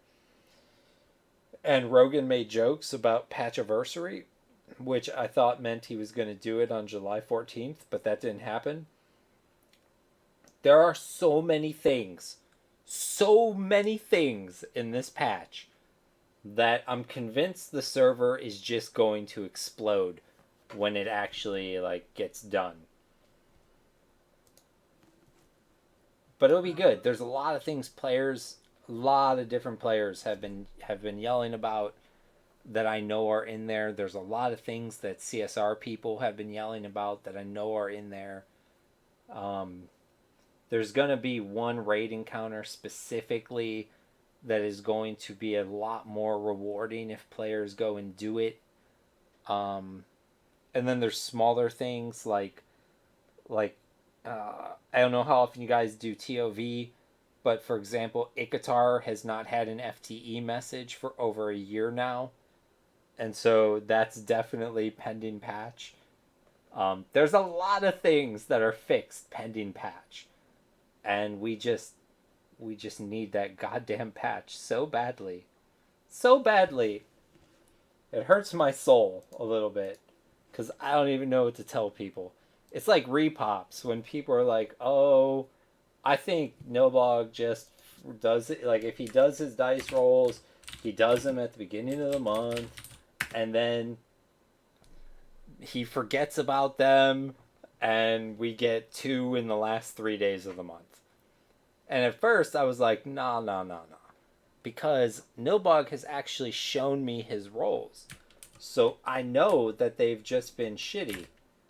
Aw, I came to Sleeper's Tomb, Nexy. You told me there were people here. I feel deceived and lied to. Like, he has shown me his roles, and so I've adamantly defended him. But it's gotten to the point where I'm starting to think, like, maybe Nobog rolls, like, the 17th and the 29th, and then remembers on the 27th that he didn't do the repop for the 17th. I don't... one of the things that I'm very excited about is that hopefully... Another thing people don't know, actually, just to interrupt myself, is that when an earthquake happens, like, I have no prior knowledge of it, and no one on staff has prior knowledge of it. The only person who knows when Nobog is going to do a repop is Nobog. And because of that, there's no guarantee that any other staff members will be online. And because of that, there are certain mobs that, like, double up. Like, anything that's been revamped. So, like, CT 2.0, maybe the old version of Dozakar, the blue one, VS 2.0, INI 2.0, like, all the old 1.0 versions, Nobog has to go to those zones and depop those mobs manually. And that sucks, because when they used to happen with Rogan's earthquakes, I was the one who generally had to do those things. And so I know it sucks. And the fact that Nobog has been doing it twice a month since, what, October? Like, he's had to have done it more times than I have at this point. And so that is something that will be fixed for sure, hopefully. But I think they're going to be straight up automated and not rely on any kind of dice roll or someone to manually trigger them.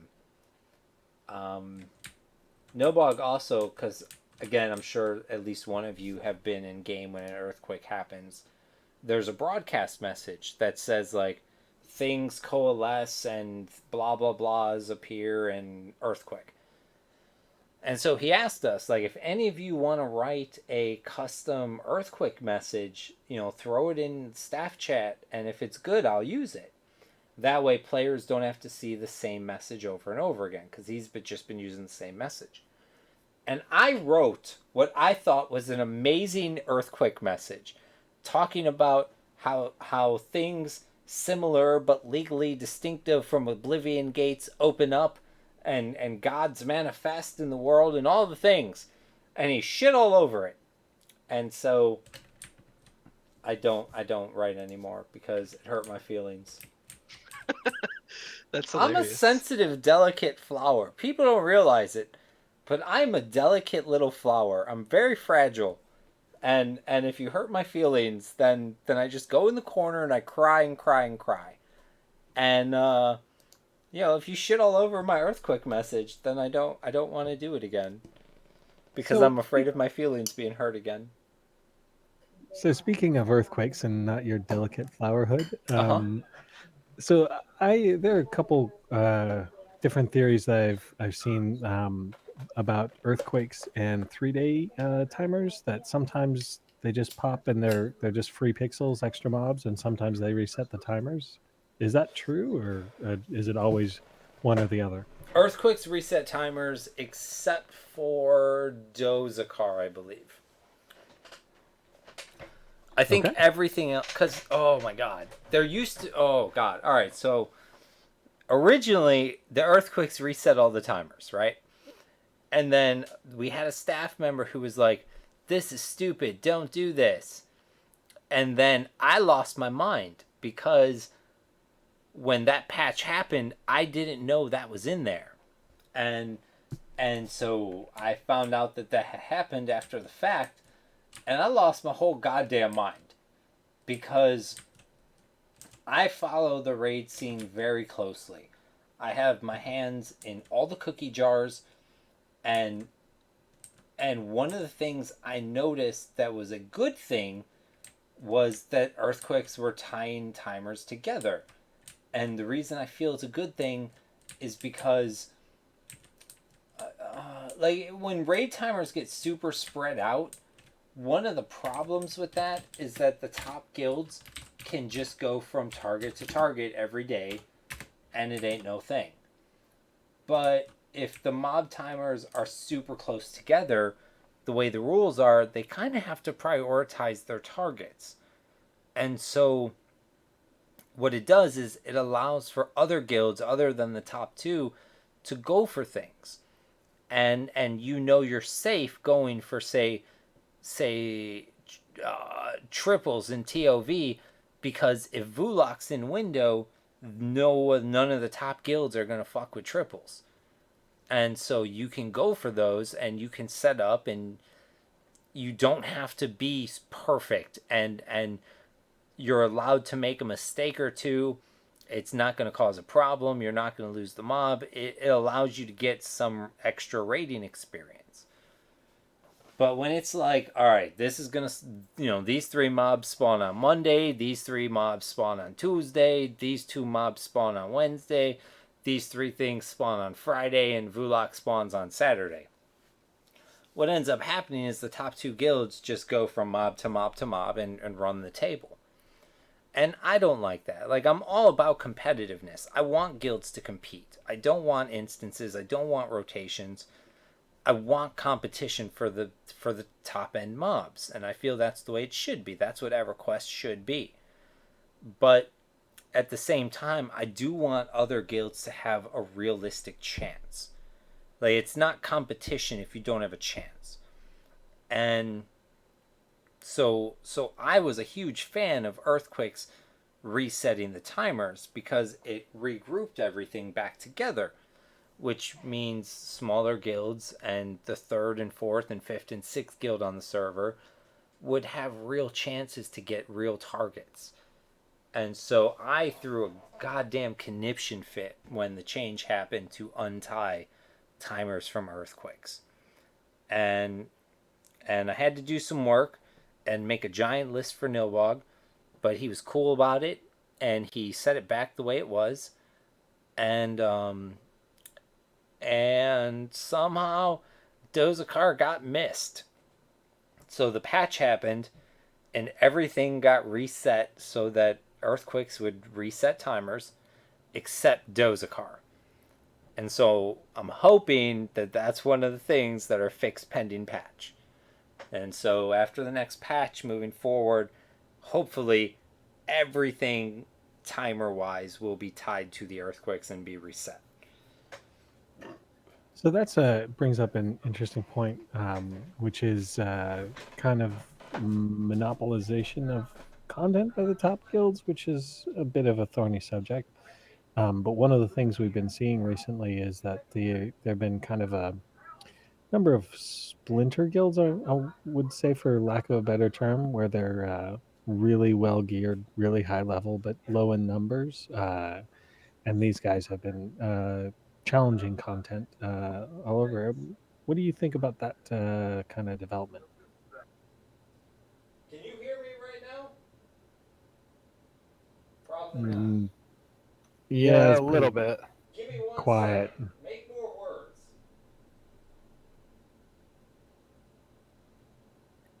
I think he was asking you to keep speaking, Xystus. All right, well, you guys go ahead. What do you think? I generally really like the Earthquakes. I think they shake things up just enough, because even when you're in a guild like ours, we're interested in fairly competing and learning how to effectively contest these mobs, and that there's a lot of fun in showing up, racing another guild, and winning, right? Envy was right. I was peeing, actually. Good job, Envy. I don't know how you knew that, but good job. My headset reaches into the bathroom, so I just went around the corner to piss real quick. So, I don't want to use any guild names as examples, but I feel like maybe I do understand where you're coming from. I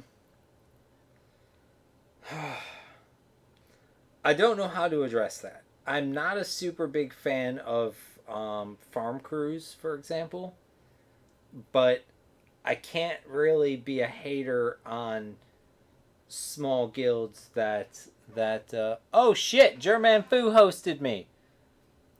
Time out. I gotta deal with that. Do I not have copy as an option? Thank you.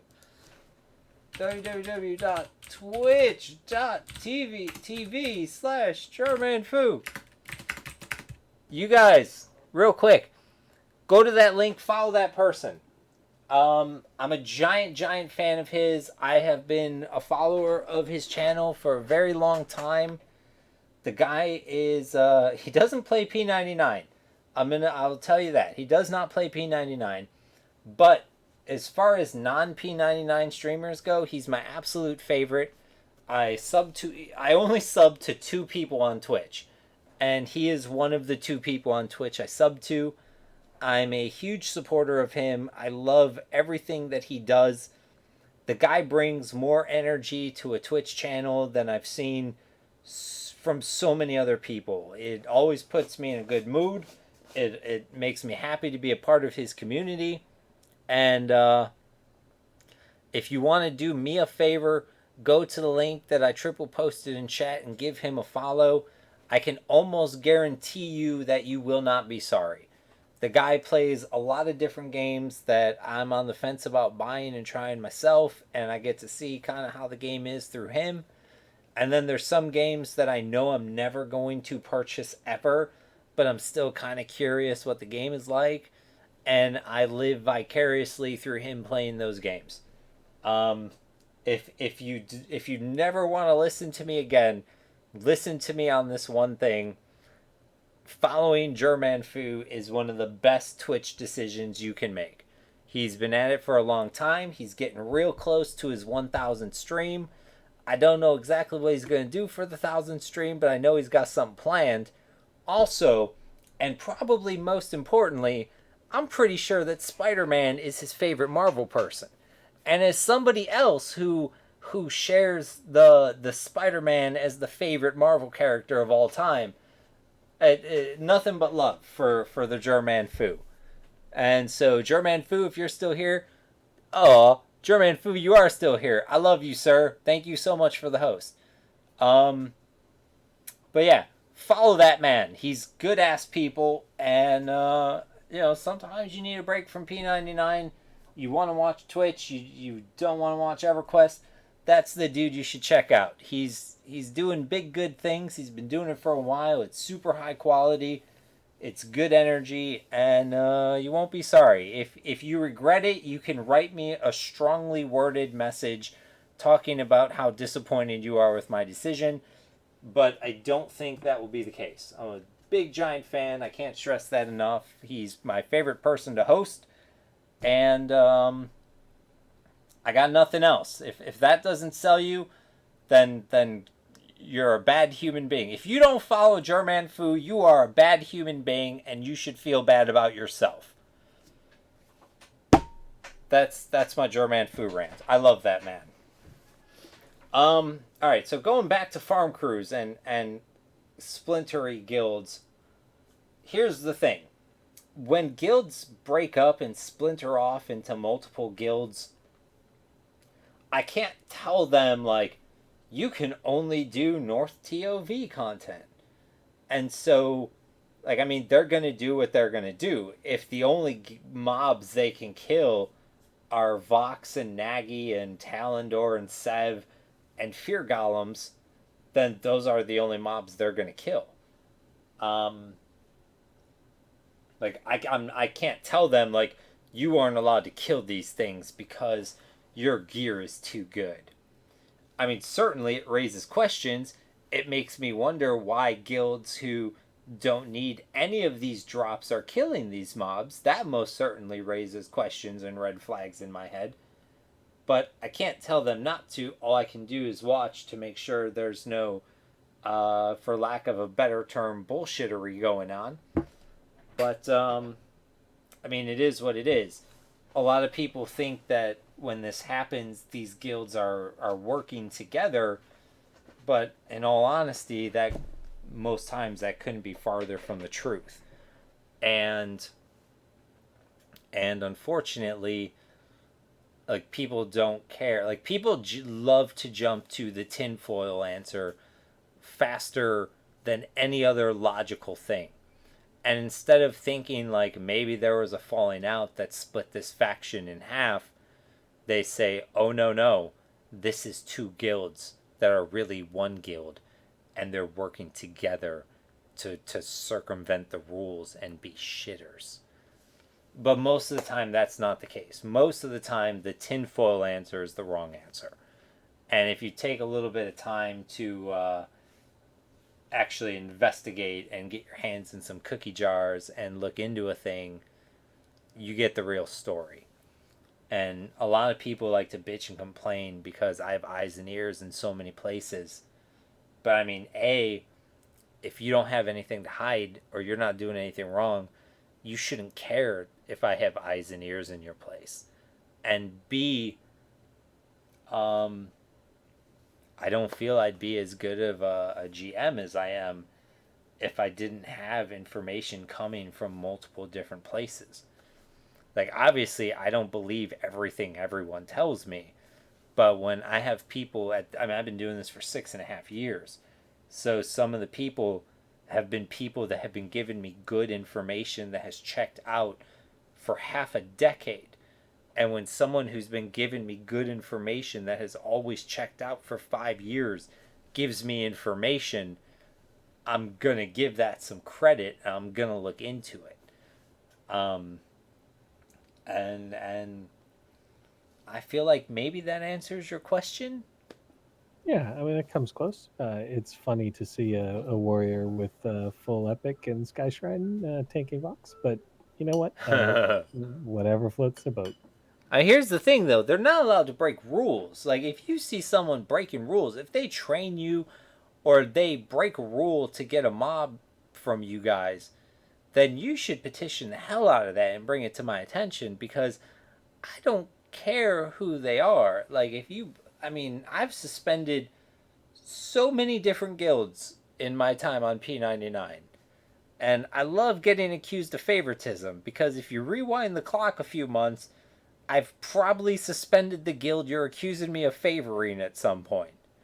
Unless someone accuses me of favoring Kittens, in which case they might have a claim, because clearly I've never suspended you guys. You're the biggest guild on the server, and it's only a matter of time until you have your foot on the throat of the server. But other than that, like, it's illogical.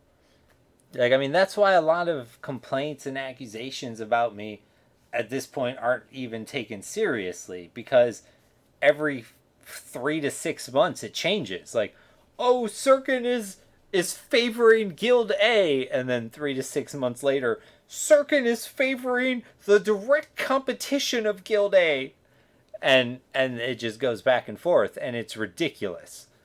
Like, I don't know how people can accuse me of favoring competing guilds at roughly the same time. Like, it's absurd and ridiculous.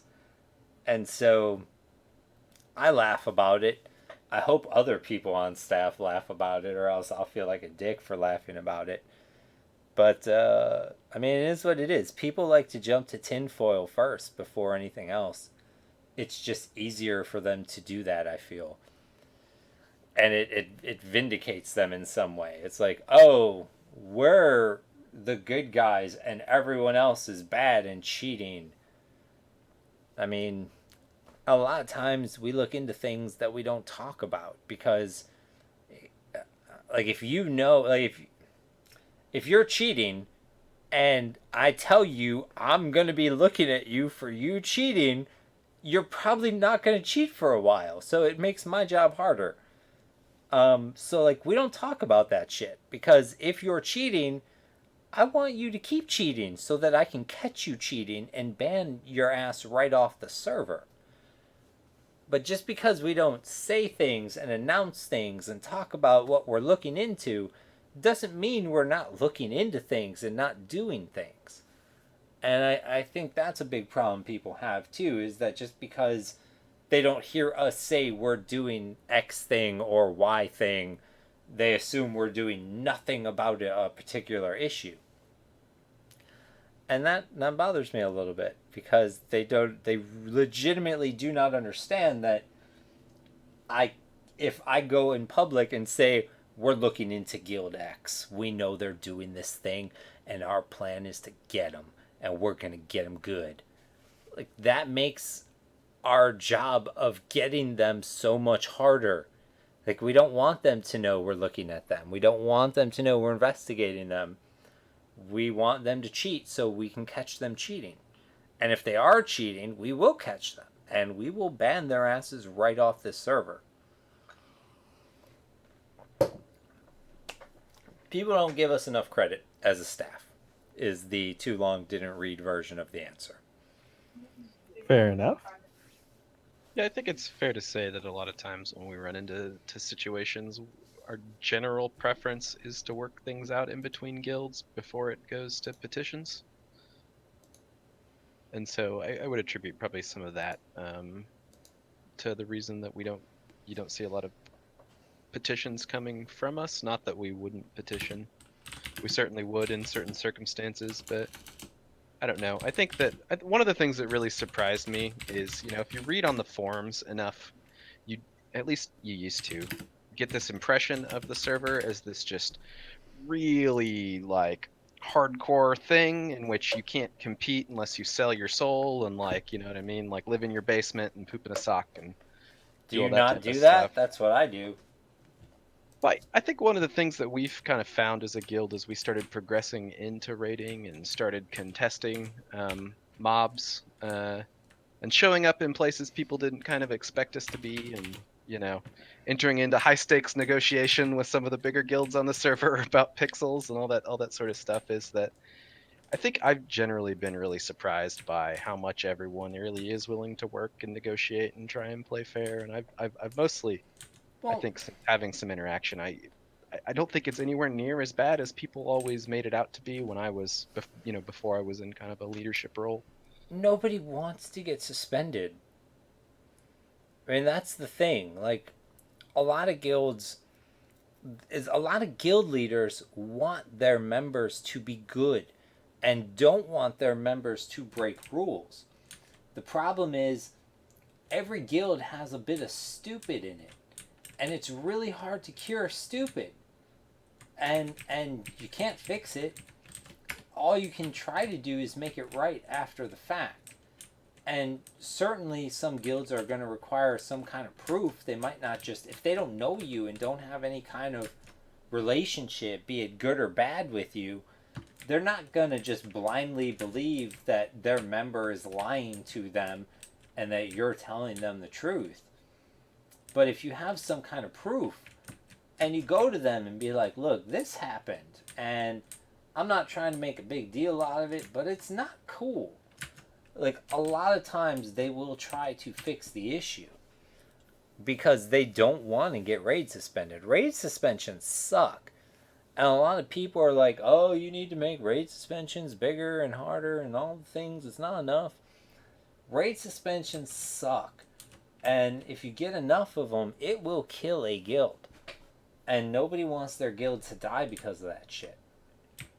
But it's two-part. I mean, part of it is the guild leader's responsibility. Like, you need to be able to control your people. And if you have members that are constantly breaking rules, you need to get rid of those members and let them be somebody else's problem. Or else you're going to keep giving up mobs, or you're going to keep getting raid suspended, or you're going to keep getting whatever the current thing is. And a lot of guild leaders just don't have the backbone to do that shit. A lot of people are so concerned with people not liking them that it prevents them from being effective guild leaders. And guild leaders should be a lot like parents, in my opinion. Like, your dad shouldn't be your best friend. He should be your goddamn dad. And that means sometimes he's going to piss you off, and sometimes you're going to hate him and want him to die in a fire. But he's doing what's best for you. As much as it pisses you off, unless you have a shitty dad. But assuming you don't have a shitty dad, he's trying to do what is best for you. And you might not see it that way, and you might not agree with it, but you need to listen to him, or he's going to beat your ass. And if your dad is afraid to beat your ass, or doesn't have or is too concerned with being your buddy, and wanting you to like him to enforce any kind of discipline, that's not really a good guild leader. Well, you asked at the very beginning why we had a guild leader and a first officer. So I'm going to have to own up to the fact that, honestly, I'm not too good at that part of the job, but Xyram fills in nicely. It's So, hard. it's a good partnership. It's hard to be that guy because sometimes you have to be a dick, and not everyone is able to be a dick. Like me, I have no problem being a dick. I have absolutely no problem being an asshole. I don't care if everyone on this server thinks I am a giant piece of shit. I don't care. There's only 2 or 3 opinions on this server that matter to me in the entire world. And if everybody else, 99.9% of people think I am just a giant piece of shit, I don't care. And for the most part, guild leaders, it's slightly different, but for the most part, it shouldn't matter what people think of you. If you're running the guild successfully and you're progressing the guild and you're hitting the check boxes and the goals for your guild, it doesn't matter what they think of you. Sure, it's great for people to like you and think you're a great person, but not at the expense of getting the guild in trouble and doing things that are going to get the guild in trouble. No, that makes sense, and you do have to draw a very clear line when lines have been crossed. Let's put it that way. Like there was one guy we were talking about. I'm not gonna say his name, but there was one guy we were talking about right before the stream started up, and he did some shitty things, and like someone like that, it's super easy to get rid of. It's super easy to kick him out because the entire guild is in favor of it based on what he had done. But sometimes there's a person who gets super popular and has a lot of friends in the guild, and he starts to develop an ego, and he starts to think that he's super special and that he can get confrontational with guild leaders in front of everyone, and he can question and argue guild leaders in front of everyone, and that's not okay. Like at some point, like you need to be a guild leader and you need to throw your dick on the table and be like, yo, this ain't a democracy, this is a dictatorship, and I'm El Presidente, and if you don't like it, there's the fucking door, and that's it. Like sometimes you need to put people in their place, and it sucks. It absolutely sucks to have to do that. I'm not saying you should enjoy it or look forward to it, because you shouldn't. If you do, you're a monster. But sometimes that just happens because people are going to challenge authority and people are going to test boundaries. And you can't let them do that. Like you have to slap their little butts when they get out of line. Tough love is what you're saying. Mm-hmm. I'm not sure that I completely agree with that. I think that I certainly agree that, like, as a leader, you've got to be willing to make the hard decisions. And sometimes that comes down to cutting somebody or having a hard discussion with somebody that you don't want to because that's your job and it's in the best interest of everyone. All right, But maybe you misunderstood. I'm not saying every time someone fucks up, you kick them out of the guild. That's not what I'm saying. Sometimes you can just talk to somebody and that will fix the issue, and that will be the end of it. But there are other times when talking to someone's not going to fix the issue, or the damage someone caused can't be fixed with a talking. Like there was one time when someone from Guild A had access to an account in Guild B, and they waited for Guild B to be engaged on Vulok, logged into the character they had access to in Guild B, and then trained the shit out of Guild B while they were engaged on Vulok. That kind of person, like, you're not going to be able to talk to.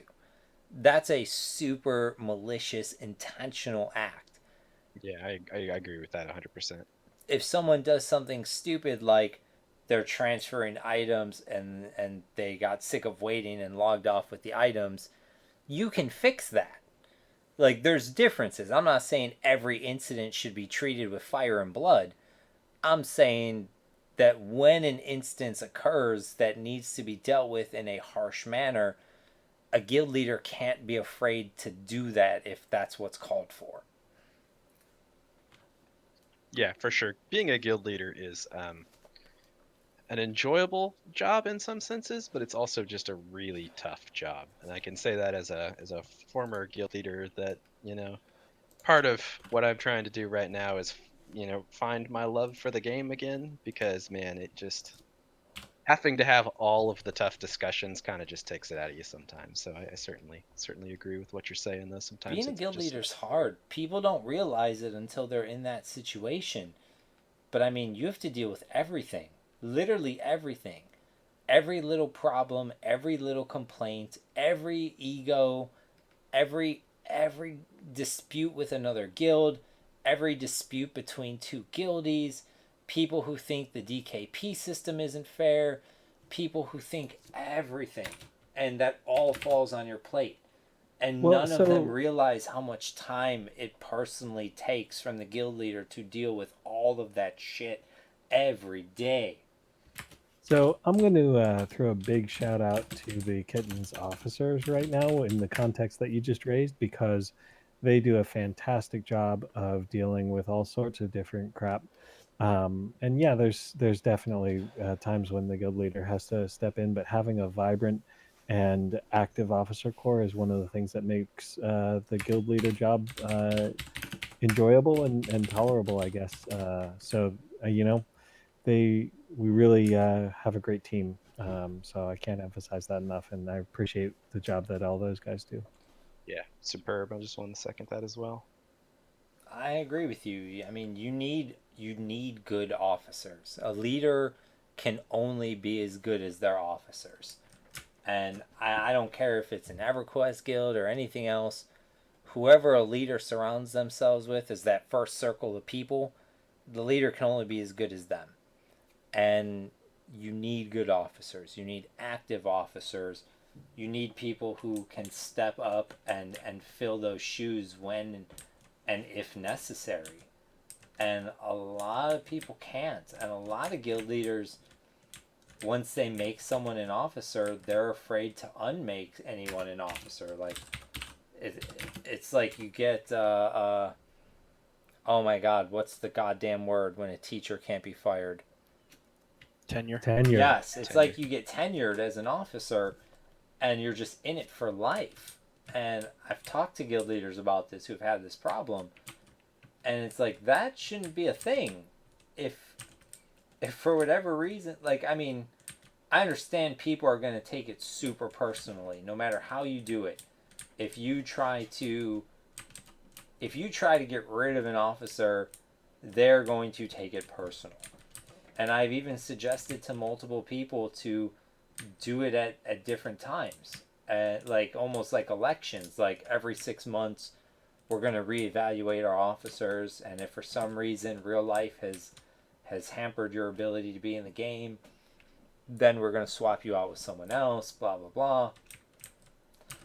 But and maybe that would make it less of a personal thing, because you're not just doing one person, you're doing, you're evaluating the whole group as a whole.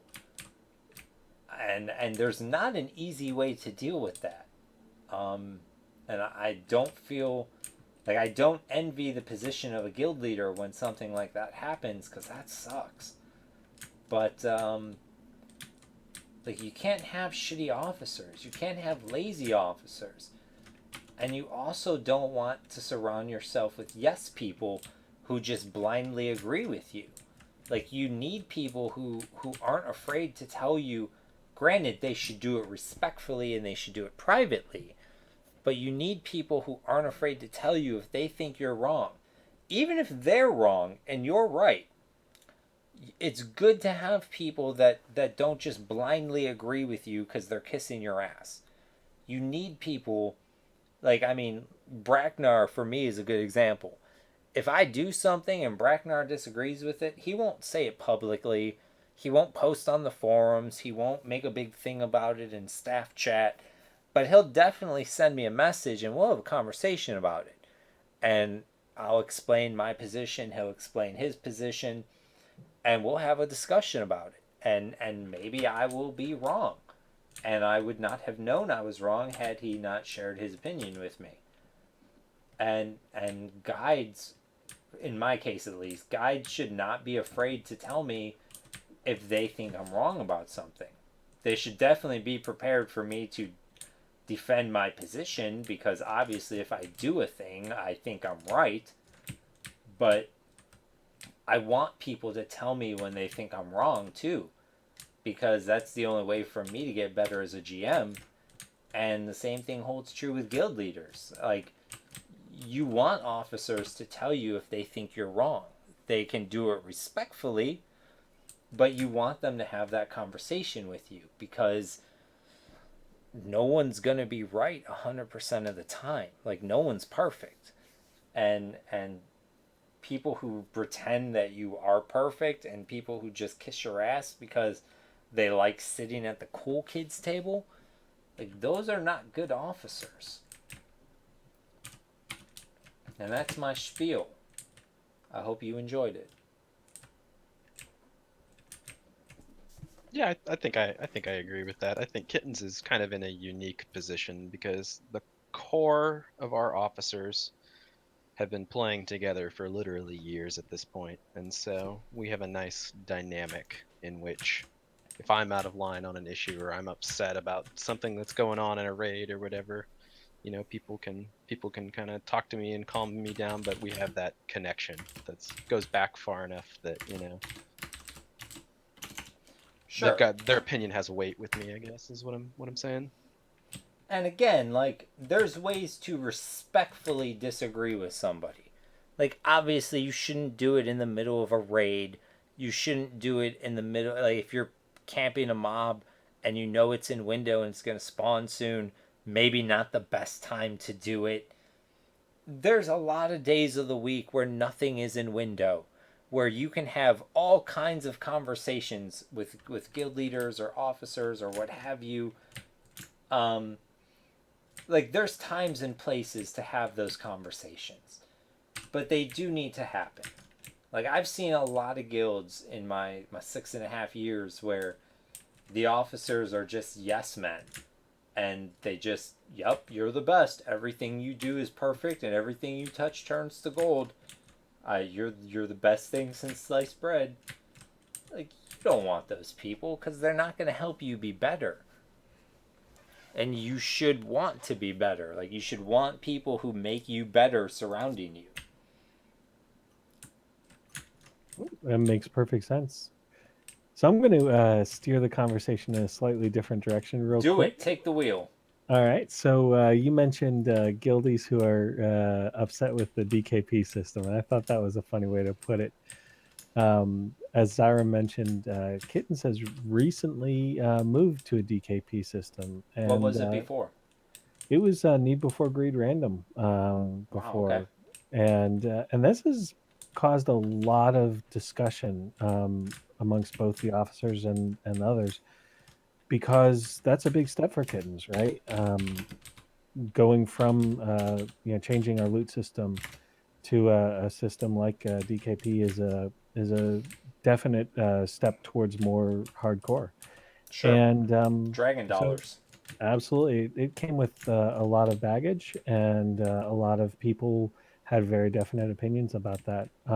With that said, I feel like the system that we've landed on, which is a variant of Suicide Kings or ranked DKP, is one that I feel pretty good about. We've been doing it for I want to say 4 or 5 months now, and I feel like it strikes a balance between giving the people who are more hardcore more of a say in what kind of loot they want to prioritize, while still allowing those people who are more casual the opportunity to get good stuff. So, and the reason I wanted to bring it up is because you, Sirken, actually have 9 DKP, which you can spend at any Kittens raid. So I encourage you to join us at some point.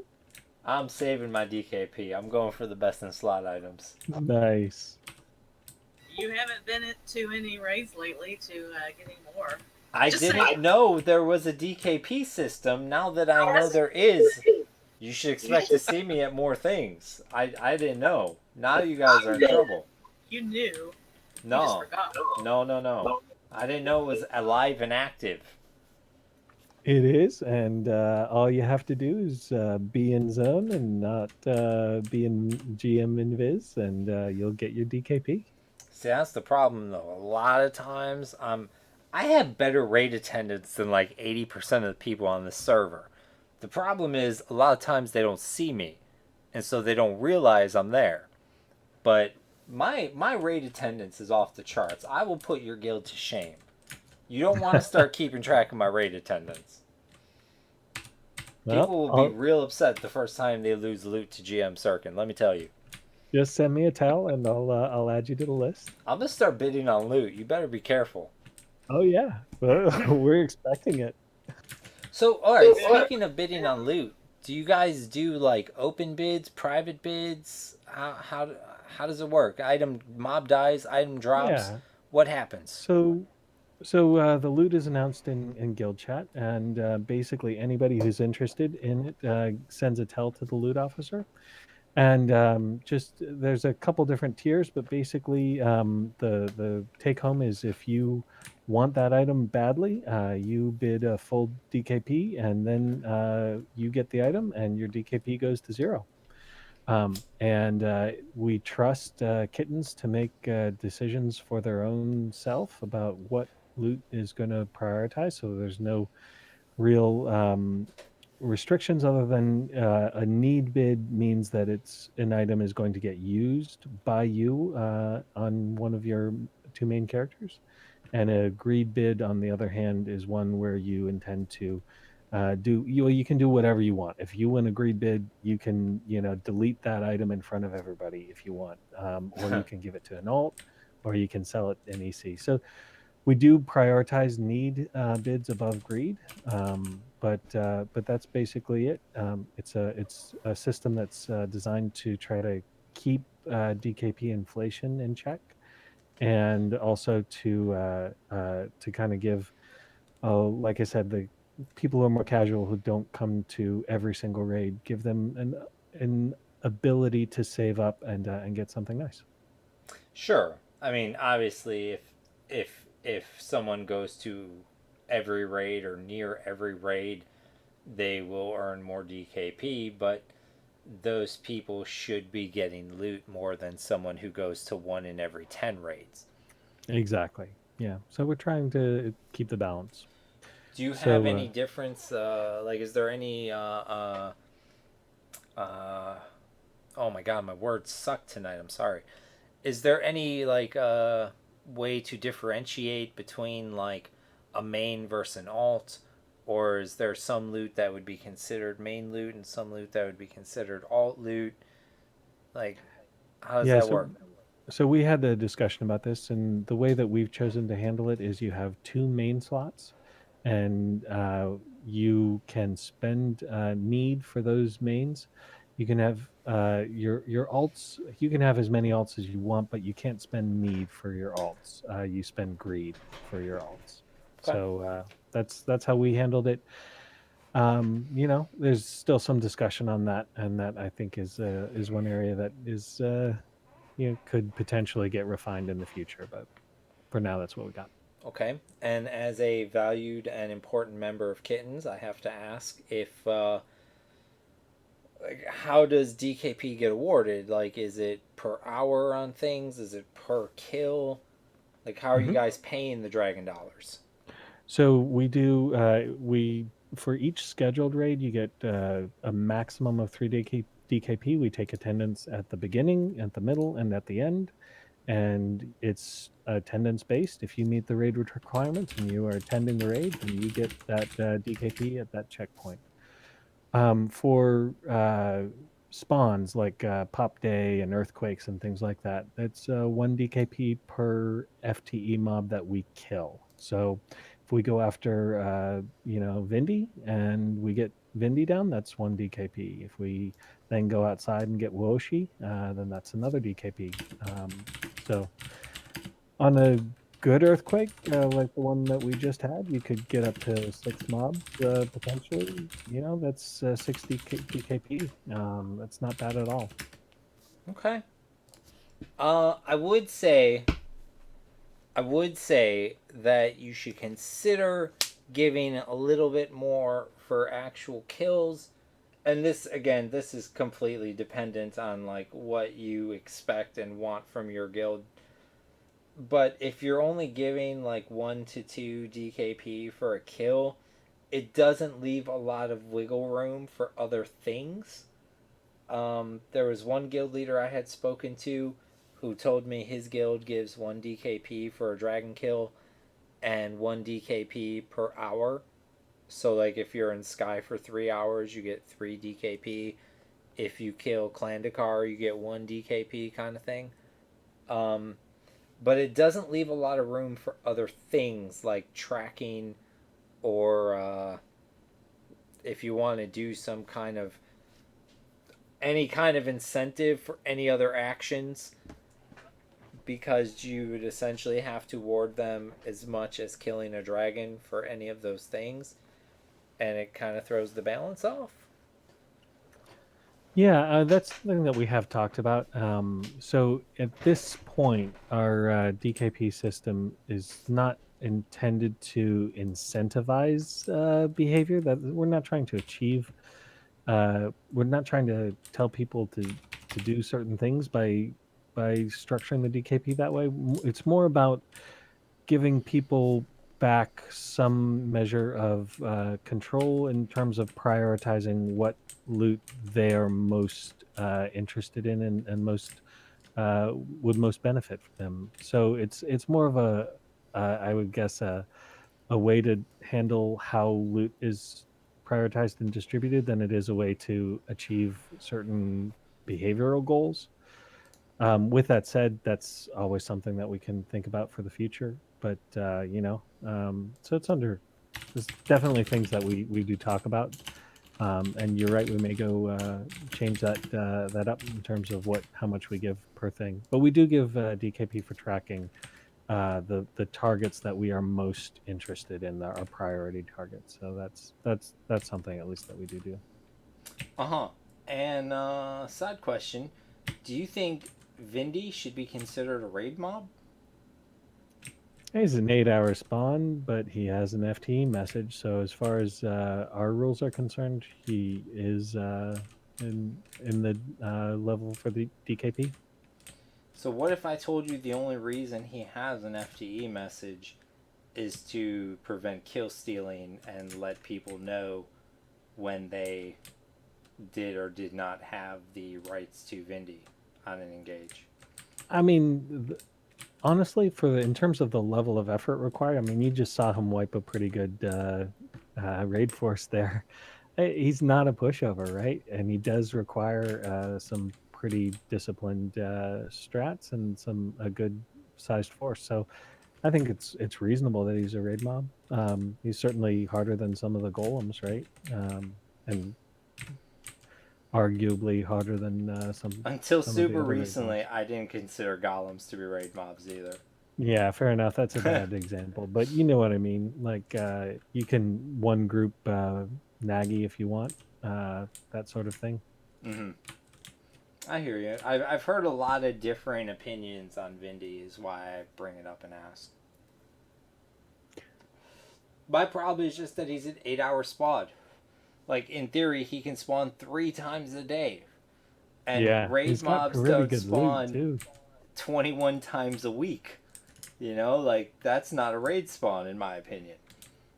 He is fairly heavily contested right now, though, for what that's worth. I don't understand why some of the guilds that contest him, to be super honest with you. We sat with another guild right on his spawn point and had an FTE race one day. It was interesting experience, I guess. I could see it. I mean, guilds like Kittens, for you guys, sure, I could definitely see Vindy being a raid encounter. And I could see that there would be people in your guild that his loot would definitely be upgrades for. But when you're decked out in full TOV, like North TOV gear, like I have a hard time understanding like why you're contesting Vindicator at that point.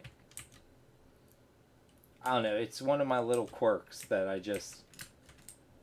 can't explain. It's just a thing in my brain. I don't think that we generally do. Like, if somebody else is there, we're not going to roll up in there most of the time.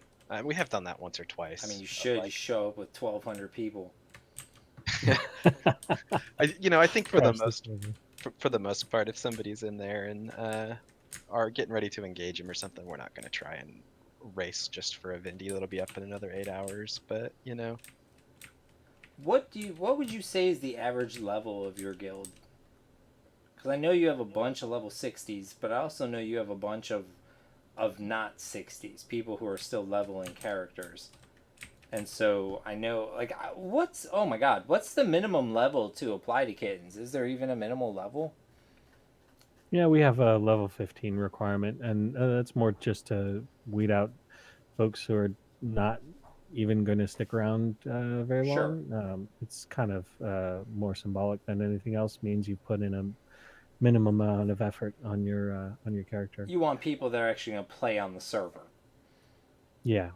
if Yep. you're a new player, a legit new player to the server, and you send me an application and get a hold of me specifically in game, I will waive that requirement. Yeah, I've invited, I think, down to like a level 4 that just started talking to me because I was ducking at him somewhere.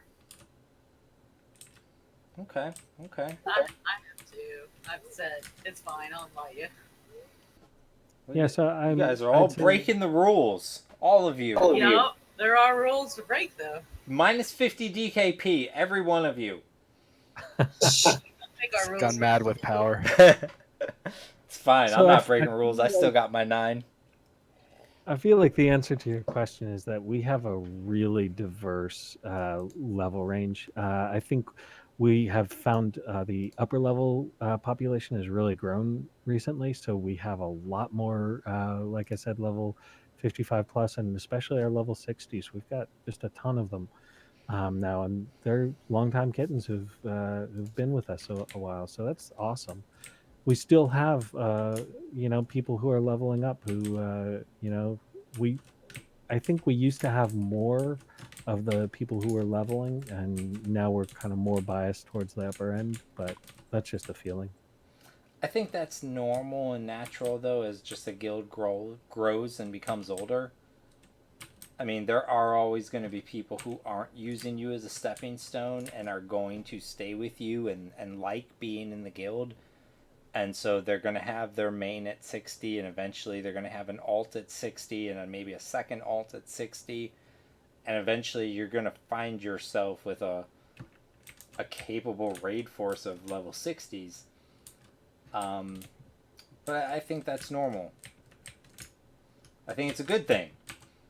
I guess one of the last questions I'm going to ask you guys is, and I feel like, it doesn't matter what I feel like. One of the last questions I'm going to ask you guys is about progression on P99. I've heard from many, many people over the years, guild leaders specifically, that there is no path of progression and there is no way to progress as a guild, and that guilds are kind of just stuck in the middle. And like, if you're not one of the top 2 guilds and you're not rating the end game content, like you're not one of those guilds, you're never gonna be one of those guilds. And I was just kind of wondering your guys' thoughts on that. I would disagree with that. I mean, we've grown a lot. Vindy used to be Arena used to be a stretch target for us. We didn't dare. We avoided Vindy, and now it's something that we will regularly check on and see if he's up. And we're definitely looking to progress, and we have aspirations of content that we haven't seen yet, and that's one of the appeals to me is as leadership in Kittens is that I want to experience not knowing how to do that content and growing through it. I mean, I don't fault anybody that does it a different way, but the thought of joining a guild that has mastered that content and just showing up and tagging along doesn't appeal to me. I want that frustration and that headache and that like, well, how the hell are we going to overcome this? Like, we experienced that with Trackanon a few months ago. We got down there to do it for a Bard Epic, and that was fine with some learning. And then we got to do a spawn one, and we went, well, hell, we don't get to pre-clear this now. Like, how are we going to deal with this? And it was an eventful night with a lot of cursing on my part as I learned to pull that with dodging Trackanon banishes back to mushrooms and wiping our raid a few times. But once we got it down, it was amazing, and I want to experience that growth as we do it together.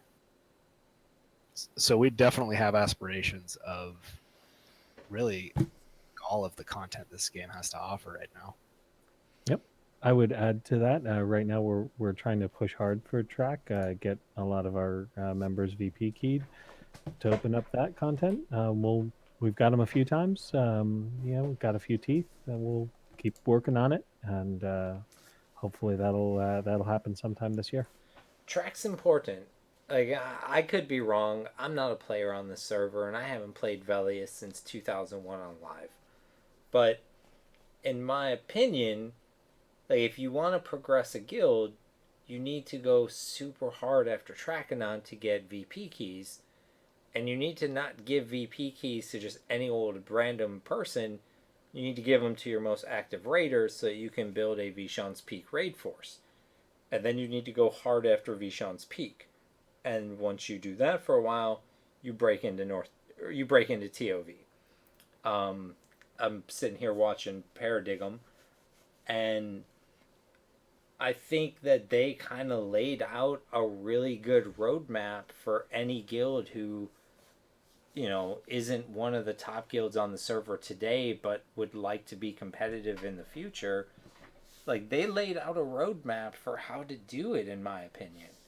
Like, they focused on Trackanon, they built a VP force, they ignored everything outside of VP for a very long time, and now they're starting to make some noise in TOV.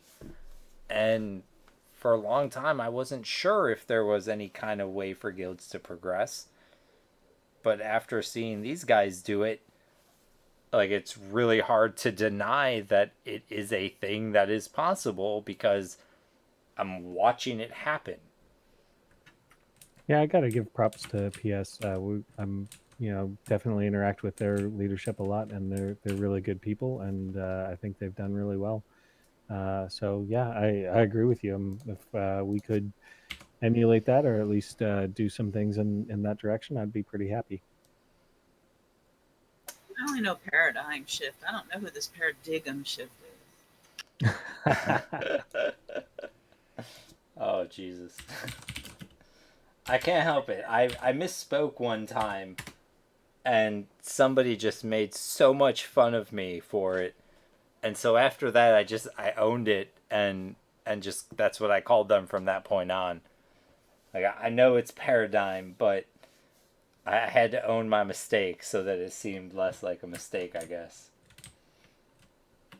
And that's why I started calling them that. So I have an entirely new topic. Bring it I feel on. like we're coming up in the end, and this isn't an apology because it's the greatest thing I've ever done on the server. I know what proud it of is. it. I know what's coming. And it was one night when you popped up to Sky to earn 1/9 of your coveted DKP. It's hard And grinding those DKPs. I came and I asked you a question. Do you remember that question? Not even a little bit. I asked you, do you think a hot dog is a sandwich? Oh, and I hate know you. that it has I hate plagued you so much. I know that it has plagued you since that day, and I just delight in those sweet, sweet tears. It's not. To answer your question, it's not. Oh, I know. A I've correct asked hot you- dog goes into one piece of bread that's cut in the middle, A sandwich is 2 pieces of bread. I'm aware of where you stand on it, but I was watching your stream last week, and I think it was last week, you asked your guest, and you said, do people ask you? Because people are asking me all the goddamn I was time talking now. Burrito about it. Yeah, and I was like, oh, it lives on. This is phenomenal. Oh, shit. I hate you. I'm just gonna say meat, bread. There's a structure there. I'm gonna give my my typical answer when I'm asked this question, and that is that they're both degenerate forms of tacos. I knew that was also coming next. Oh, see, I think that's where me and Burrito went with it, and we decided that hot dog tacos would be amazing.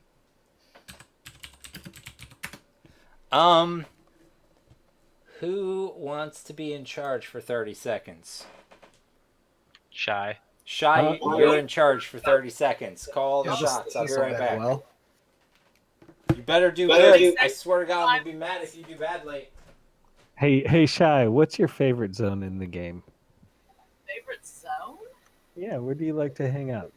I don't know. I'm gonna say Sky Shrine. Oh, that was my favorite zone for the first 3 months of this year.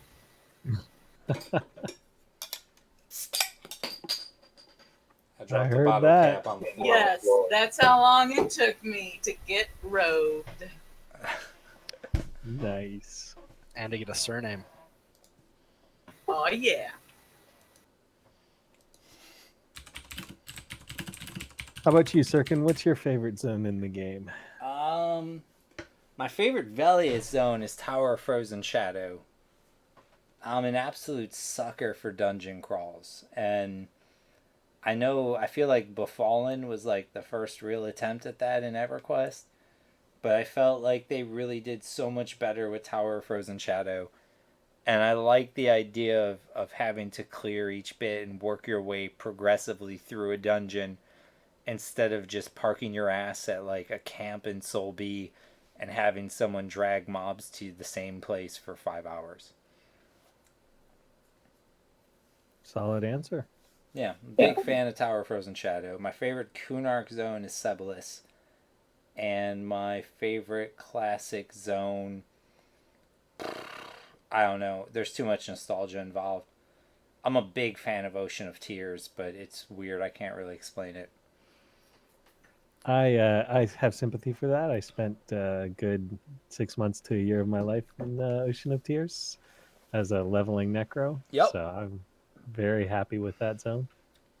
Like when I I was a don't know. little baby, I hunted the mermaids, and then I moved on to the gargoyles, and then I left for a little bit to exploit the Pathine and Quanos to kill the Bard Guild from the top of the city wall.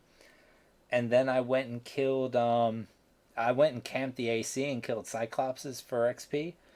And then I went and exploited the pathing of the Freeport Warrior Guild from the city walls. And then I went back and killed Sea Furies. So I also killed the dwarves on Sister Island for a while.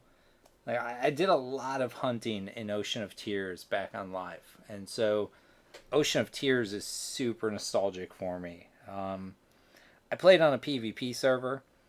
And one of the things I learned quickly is that there was always some douchebag sitting outside the zone waiting for you to pop out with low life. And then they could just one-shot you and steal some of your loot. And so I was like, F that. I will use dungeons to PvP in. I'm going to go hunt somewhere else. And Ocean of Tears was great because there were so many different level ranges that it catered to. And unless someone was parked in Ocean of Tears, they could never sneak up on you because they had to take the boat in. You couldn't port into Ocean of Tears. And the people who were parked there, you learned their names pretty quickly. So if I see like Spacepope and I know like he's parked there because I see him all the time, I'm going to switch to my PvP gear and be ready for him to sneak up on me. But if say like Shyye zones in and I've never seen her in the zone before, there's a real good chance she's on the boat. So I'm going to click my leverings. I'm going to click my J-boots. I'm going to run over to... I was never really on the Freeport side. I was usually by the Sister Island, AC, Gargoyle, Oracle side. And so I would run over to the zone line over there. And if I saw the boat coming with someone on it, I would start blasting that person because they can't cast spells on the boat, which means they have to jump off into the water to try and fight me, or they're just going to stand there and die. And so I kind of was a pirate. It was a good time. Nice. That's a solid strat. Mm-hmm. It was good. You could also run alongside the boat because J-Boots and Lev made you faster than it. Just run a little bit ahead, start casting Lava Bolt, and nuke the shit out of them, and then run ahead again, keep doing it. And a lot of people didn't know what to do. Like, they'd bitch and yell and complain, but they didn't want to jump in the water. And back on live, I had a pumice Uzi, which was just old school pre-nerf pumice, no cast time, and I would just recharge it as needed. And that way I had a bag full of insta-click pumices. I could blast whatever buffs you had. And also, water was a big deal back in the day. Like, if you're casting a nuke at me and we're both above the water, I could drop below the water and your nuke's not going to hit me. And so I used to take full advantage of that as well. I was a pirate. I loved Ocean of Tears. I used to watch the sunset and the sunrise. It was good. I had a good ass time there. Very relaxing. So. My favorite in-game music is still Rivervale, though, without a doubt. Yeah, I agree with that. Rivervale has the best music. They have this song. I don't know if it played before the stream because it was definitely getting close, but there's this one song in Rivervale when you run into that building in the middle of the zone. And it's just so happy and chipper and just makes me think of like halflings like happily gambling and rolling dice or working. I don't know. It's just the happiest little ditty. And I'm such a big fan of it.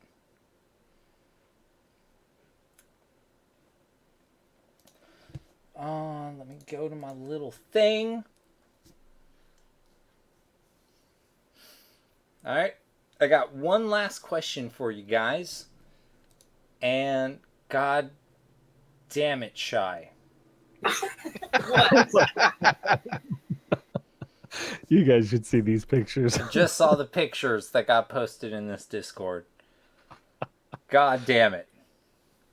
Hot dog That sandwiches. is a sandwich. But that is not a fucking hot dog. Just so you know. Hot dogs are involved. Oh, I couldn't help it. There's hot dogs in that sandwich for certain, but that is not a hot dog. That is a hot dog sandwich with shit all over it.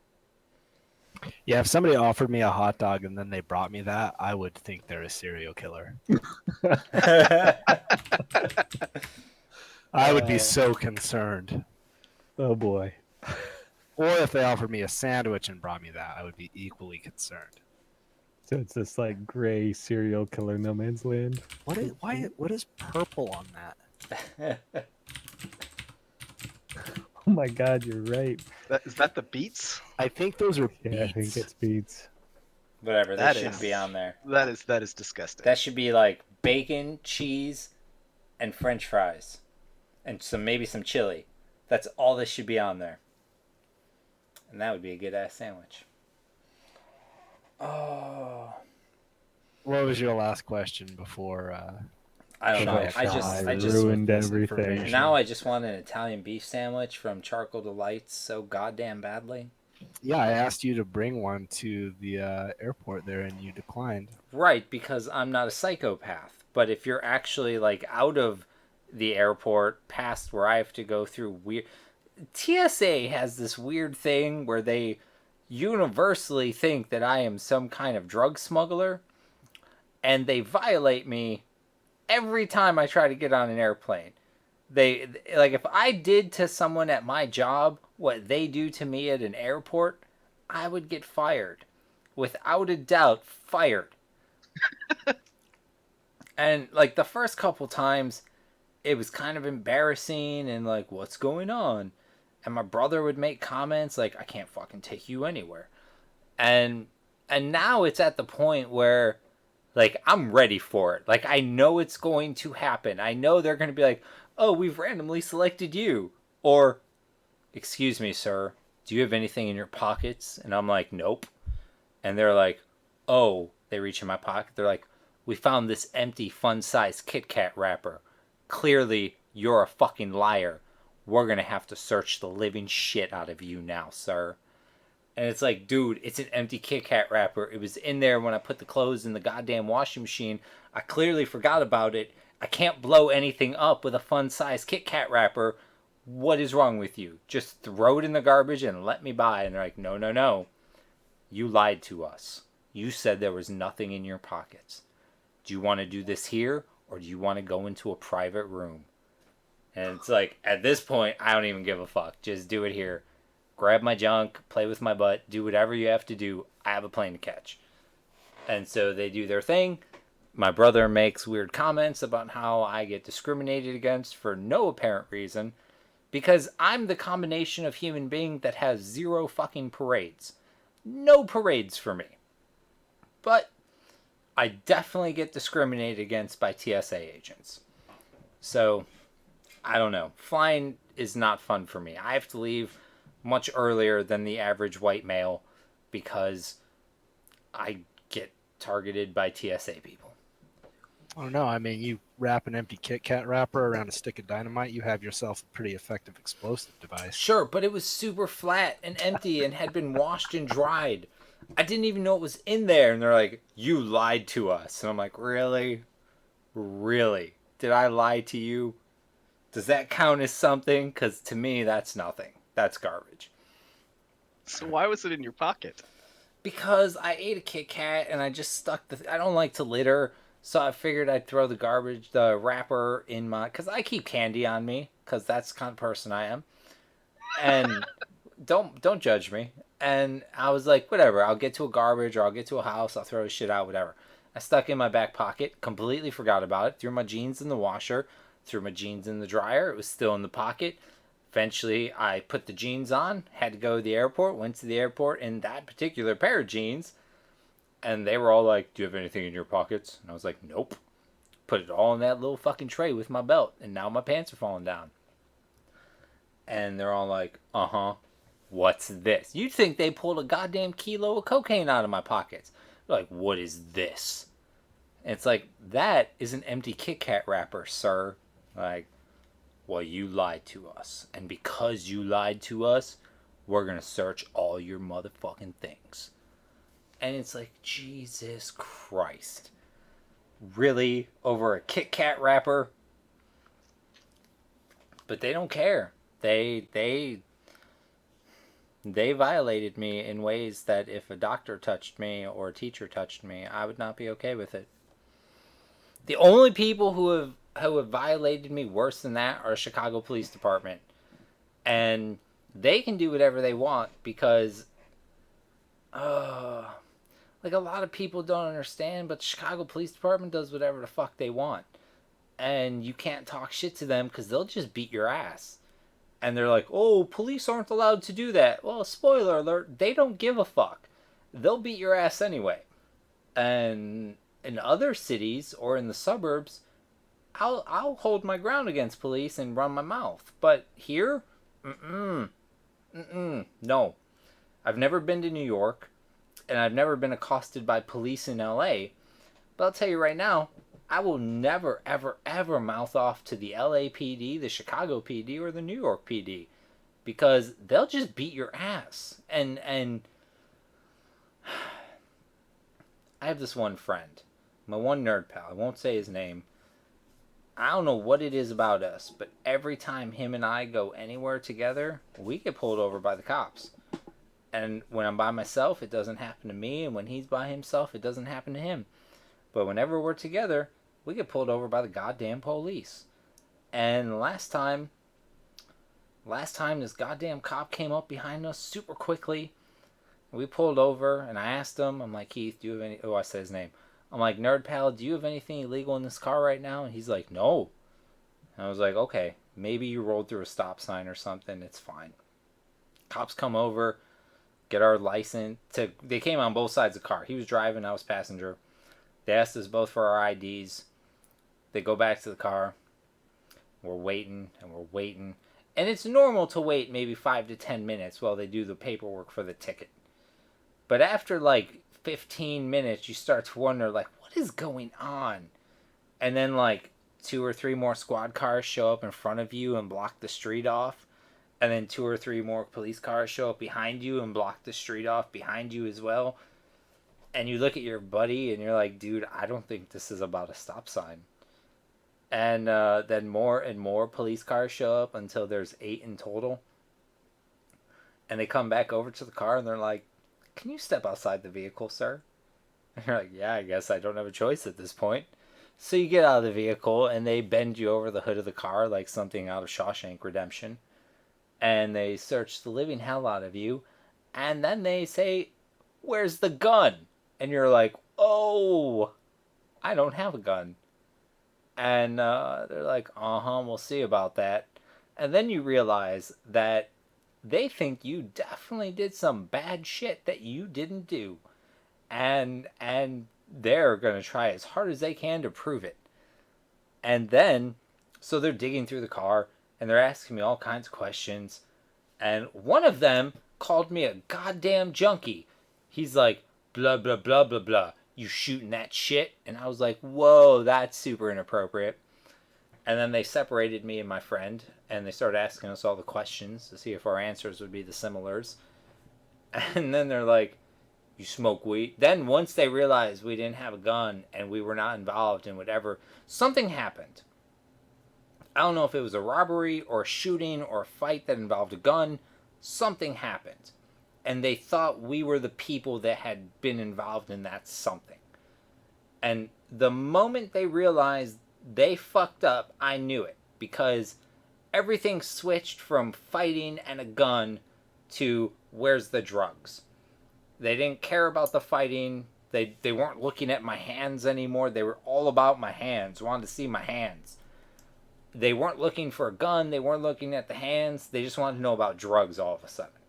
So it's like, okay, they've got nothing, but they just wasted 35 minutes. And so the real criminals got away, and they don't want this to be a giant waste of time. Got it. And so they're like, so you smoke weed? And I was like, no, sir. And they're like, you ever smoke weed? And I was like, I mean, back in high school, I used to smoke weed, sure. And they're like, where'd you meet this fucking guy? And I'm like, I met him in high school. We used to smoke weed together. And cop did not like that answer. But it was true, so that's what I said. And they're like, you got dope in that car? And I was like, nope. That is not my car, and if there's any dope in that car, I do not know about it. And like, we'll see about that. We're bringing the dog. And in my life, over the last 20 years, I've been threatened with police bringing the dog countless times. I cannot tell you how many times I've heard, we're going to bring the dog. This time, they actually brought the dog. And so they get the dog there. They get the canine unit. They open the driver door. German Shepherd jumps right up in the car like he knows what to do. They close the door behind him. He sniffs the front and passenger seat, jumps to the back seat, sniffing all around. It was an SUV, so he jumps into like the trunk area, and he starts wiling out in the back of the trunk. And the cop looks at me. He's like, why is that dog alerting for narcotics? I was like, officer, with all due respect, that dog should not be alerting for anything. And they're like, we'll see about that. And it was a whole thing. It was snowy. It was the middle of January. There was snow. It was very cold. I didn't have a jacket. We were only going to the gas station around the corner because my buddy has diabetes and had low blood sugar. And my car was in the shop. And I thought it was an easy, free way to get to the gas station to buy some cigarettes and some drinks. But it turned out to be a giant mistake. And so the cops digging in the snow under the car. Like, I bet they have it stashed in the spare tire because it's under the car. So they take the spare tire down. And spoiler alert, there's no fucking drugs. And so eventually, after 55 minutes of absolute harassment, they decided to just let us go. And we're driving to the gas station because my buddy's blood sugar is still super low. and he needs something to boost that back up. He's like, dude, I gotta tell you something. I'm like, what? He's like, you saw where that dog was wiling out and going fucking just batshit crazy? I'm like, yes. He's like, there were 2 pounds of bud, like, in a backpack in that spot 20 minutes before I got to your house. I dropped it off before I got to you. And I was like, well, good fucking dog. He knew his shit. But goddamn, dude. Goddamn. And that's my fuck the police story. I'm not entirely sure how to respond to that, sir. You don't have to respond to that. Look, the moral of the story is I did nothing wrong. My friend is a piece of shit, and I'm a delicate little flower. That's what you should take away from it. Message received. Delicate little flower. Delicate flower doesn't care if he's an asshole. I'm fragile. I'm a fragile being. I have a tough persona, but on the inside, I'm fragile and delicate and should be treated as such. So anyway. Yeah, so you were saying you had like one more question. Yeah, I got off on a little bit of a tangent there. Just a little. Yeah, that kind of went off the rails there for a while. Whatever, we'll just pretend that didn't happen. It's fine. Don't even worry about it. I liked it. I thought it was a good story. Thanks. Yeah, it was interesting. It was a great story. I met one dude from P99. I bought him an Italian beef sandwich. Oh, I lied. It's not true that didn't happen. He bought me an Italian beef sandwich. I was going to offer to pay, and he ended up paying, which was really fucking cool and unexpected of him. He had never been, he's probably been in Chicago, but I don't think he ever had an Italian beef sandwich, and I'm pretty sure he thinks he found Jesus in that sandwich. But let me tell you a thing, he didn't find Jesus. If he ever comes back, me and him are going to Lou Malnati's. Excuse me. And when we go to Lou Malnati's, he's going to find Jesus, because he's one of those people who think deep dish pizza are bad because he thinks either A, deep dish pizza means like 2 inches of crust, or B, that it's just riddled with goddamn sauce and it's more of like a pasta dish. But what he doesn't know is that not everybody does deep dish pizza well. Even in Chicago, there are people that do deep dish pizza like garbage. Deep dish pizza crust should be as thick as regular pizza crust and should have barely any tomato sauce, if it just whatever runs off the crushed tomatoes. That's it. It's a lot of cheese, but it's not a lot of sauce and it's not a lot of crust. And there's a place here called Lou Malnati's. I'm going to take him there. And this dude is going to find Jesus in that pizza. Not even joking a little bit. Sounds good. I'm going to bring you back to that one last question because I got work tomorrow morning. I understand completely. We could start off with you on this one. Sure. What would be your ideal raid scene on P99? Yeah, I mean, I think I touched on this one a little bit earlier. I'd honestly love it if the guilds were able to come together and agree to do, maybe one mob per month. I don't know, something token where you could just pick anything the F you wanted, right? You want to try to take down, Kazakh Thule? That's fine. That's yours for that one spawn. And, maybe some guilds really need Vox because they got bards they need epics for. Or maybe somebody needs Sev because their warrior hasn't gotten a green scale and 7 Sev kills and they're growing crazy or something. Whatever, right? Whatever your rationale is, you got one mob that you could choose and you want to do that. That's fine.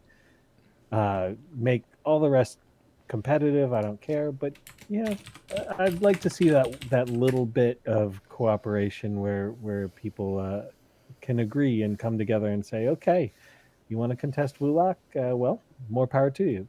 After 24 hours, it opens up to anybody, but at least you get that chance to kill it. And that's kind of what we had during that time, and I'd love to see some of that again. You realize that there are guilds on this server that really only care about Vulak and Dozakar, though, right? Yep. and they can deal with not having or having one less spawn per month. That Oh, would my be bad. my, You said per that's month, what I'm not per saying. week. Yeah. No, not per week, Gotcha, per month. gotcha. Yeah. I'm sorry, I Makes you misheard you. prioritize, makes you think. I'd love to see that happen. Do I think it's going to happen? No, I'm pretty realistic about that. But yeah, that would be my ideal scene. So kind of like when Awakening and Aftermath were suspended January, December, and people kind of got together and were like, all right, we're gonna try this one, you're gonna try this one, so on, kind of something like that every so often. Yeah, exactly. I thought that was awesome, but it was exhausting. Like to have that go on for like what 3 weeks, 4 weeks straight. That was ridiculous. Nobody can keep up that pace.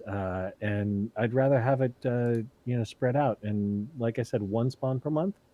That's about right. Maybe we pick something challenging that we haven't gone after before. So that's where kind of my idea. Well, A plus idea, sir. Is there anything else you want to add to that? No, I mean I think some competition is healthy, and certainly a lot of people thrive off of that. And I'd like to get Kittens. We're certainly much more competitive than we used to be on Oh, the for raid sure. scene, and that's good. I'm enjoying that, and we'll try to push that a little bit more and see where it goes. But we're never going to be a guild that's going to be able to log in at 6 a.m. on a Tuesday and contest a big target. That's not us. It's not Kittens. We're a casual guild. A lot of people who have real lives, and that's a good thing. So Well, the thing yeah, is, you don't have to kill every mob. Like, I don't know if absolutely. everybody knows this, but like just between you and me and the people listening in chat, dragons spawn every week. Like every If not week, more. if not more. Like there's always going to be more dragons, and people get super upset when they have a bad cycle. But I mean, it it only lasts for a week, and then you get to try to do better. And if you have a really good cycle, you're only king of the world for another week, and then there's another cycle. And dragons will never not stop spawning. Like they're always going to be there. I think a lot of people forget that sometimes, and they just live in that exact moment, and they can't think about the next week.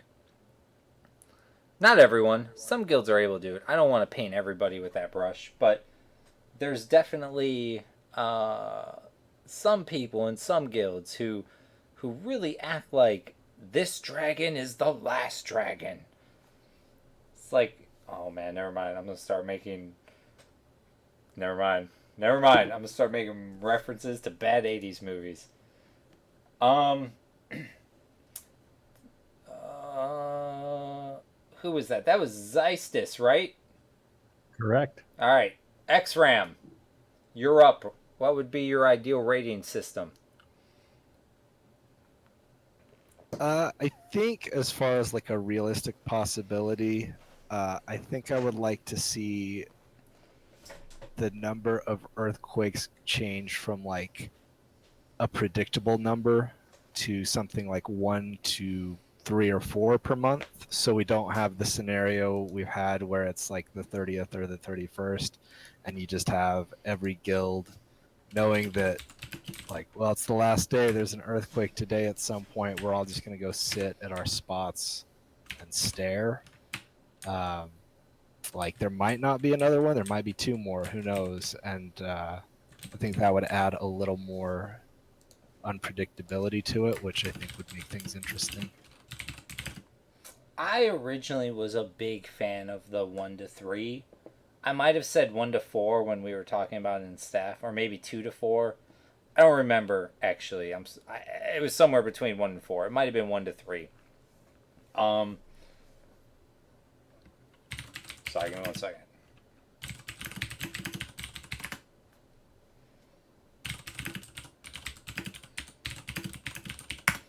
Had to be a GM for a second.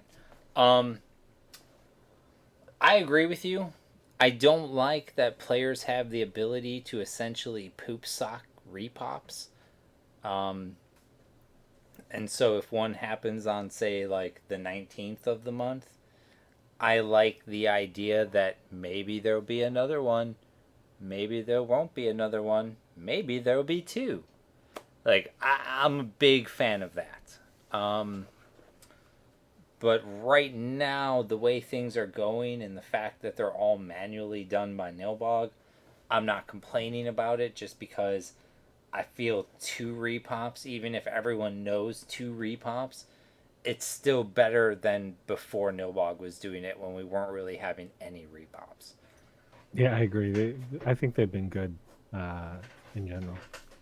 Yeah, I mean, because without that, then it's timing of the truly last one predictable. sucks, but I mean, it is what it is. I think 2 is better than none. Like, a hard 2 is better than 0. But I do agree with you that, like, a random 1 to 3 would be better than a hard 2. Because typically, like, we're not able to capitalize on known repops as often as I would like. I mean, that's something we're working towards. We've been able to capitalize on the chaos of an earthquake, of like, okay, things are up, everybody's moving, what are we going to hit? And so I think that chaos makes things a little more interesting, and so adding to it would be something I would be interested in. A+. I like it. I agree with you. 100%. Anything else, Sir Xyram? Nope. Alright. Spacepope, do you want to go now and make Shyye go last, or should I let Shyye go and let you go last? It doesn't matter to me. Alright, Spacepope. Ideal rating system. All right. Well, I'll just say that I really like where things are at now. Not to say that it couldn't be better or that it's not really competitive, because I think it kind of has been. But I was really worried when I was leveling up and listening to all the things that people would say on the forums and everything, that like what you were going to run into in the end game, which is going to be this impenetrable wall of nerds sitting on, you know, Poop Mountain or whatever, just stealing the dragon every time he spawned. And I think kind of as Delius opened up more mobs, and as especially the earthquakes have really been interesting, having those extra shots at all the mobs on kind of a random basis, it's turned the server into a server where a guild like ours can do really well. And you know, I'm in the guild I want to play in. I don't want to play in a really high-end guild that requires me to, you know, log on a certain amount and all that type of stuff. So I think generally I've really been pretty pleased with the state of the server, at least where it's at today. So I don't have any major complaints. I guess I do like seeing guilds work together, like Xystus was talking about. I know that the negotiations on that, I was involved in that for about a day before I noped out of it and let Purple handle the rest. And I think Purple wanted to quit the game after dealing with everybody and trying to put all that together. So that's just a really difficult thing. But I do really thoroughly enjoy. I know that there was a situation earlier in the week that I wasn't at, but where there was a Vox pop and where there were several guilds, including Kittens, who kind of didn't have enough to finish Vox off, and they kind of like teamed up and then, you know, kind of dealt with the loot. I think that stuff like that is really cool, and I'd like to see more of it on the server. A+. Shyye. Oh, hi. Hi. Yeah, so I'm last. Last but not least. It's after midnight? I've turned into a pumpkin? No. It's 11:23. No. Yep. I'm in the Eastern time zone. That time zone doesn't count. Okay, well. Central time is the only time that matters. Oh, there's so many people in the guild that will Thank you. say Thank that. you, Sirken. Matter solved. Oh boy.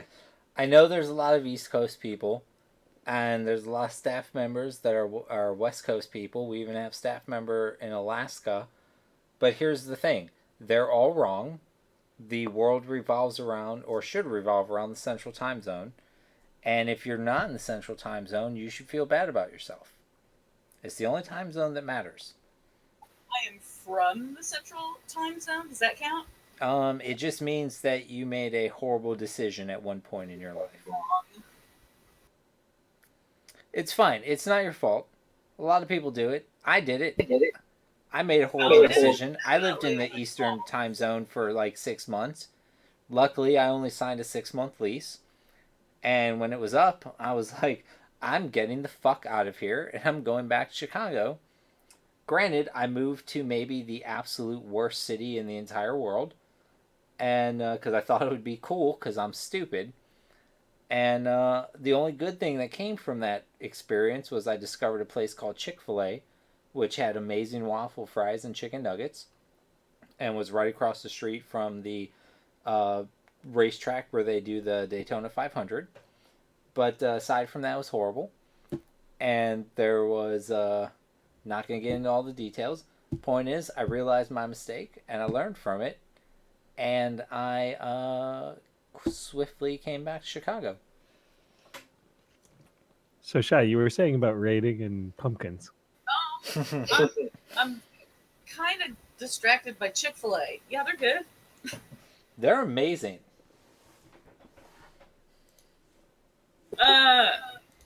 Rating. Okay. I am the type. Okay, you guys and Kittens, you guys know me. I just kind of go where the action is. So I don't really have a lot seriously to say. So basically, you're going to leave the guild as soon as you find better action? No, that's not what I mean. I mean, I'm happy in Kittens. I like Kittens. Minus 50 DKP. Oh.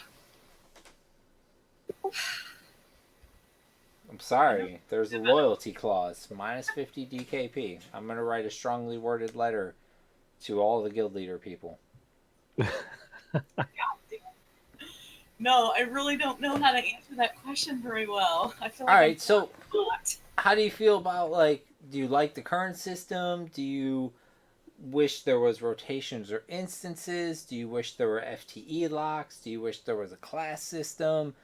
Did you like the idea about maybe once a month letting people kind of like do I mean, the only fair way to do it would be like some kind of draft, because everyone would be like, we want a shot at Vulok. But like what do you think? Do you think it's perfect the way it is? No. I mean, the short answer, there's not enough dragons to go around. I mean, you say that, but let me tell you something. There's like 30 goddamn dragons and like 6 guilds that are capable of killing them. I mean, the other day when there was an earthquake, that was really fun, running around to the ones that we knew. It wasn't fun because I was up till 5:30 in the morning, and then an earthquake happened like literally the moment I woke up. That was not fun. I'm gonna yell at Nilbog about that one day. Sorry, that's not my fault, but our guild had fun. All right. I don't know. I mean, okay, you mentioned the class system. I was not around for that. I was probably level 10, so I don't know what all that means.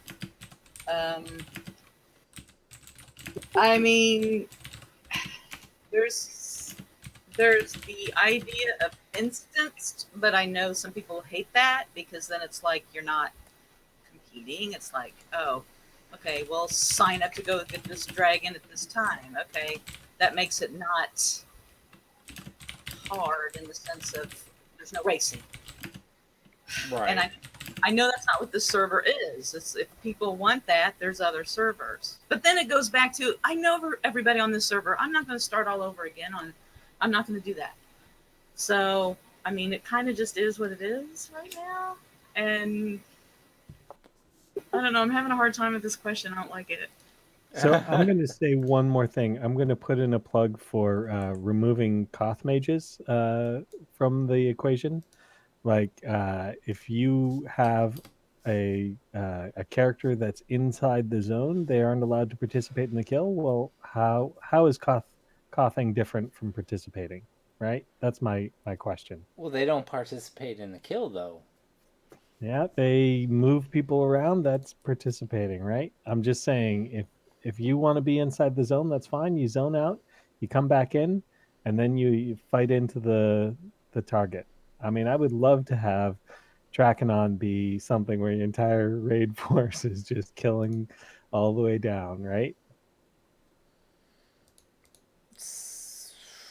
I mean, yes, people do definitely cough people all the way down. But could you imagine like what it would? I mean, people would just train the entire zone running down to Trachanon. That's how it used to be back way back in like Well, if they 2011. train the zone, then they get a rain ban, right? I mean, If that's they get seems caught like a and if someone self-correcting has problem. fraps of it, sure. But like If when I you've got used the to major play, guilds training people regularly, then they're going to get frapsed, right? sure. But back when I used to play, it was right before poop. Like I remember when poop socking began. I was a player when the top guilds began the poop socking. And it was a new thing that we had never done before, but we were starting to do it.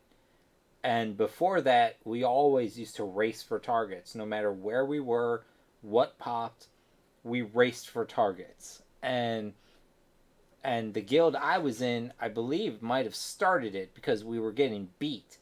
And so some asshole was like, you know what we need to do? We need to just park there and hang out and have this one cleric girl just do trivia events to keep people entertained and wait for that son of a bitch to pop.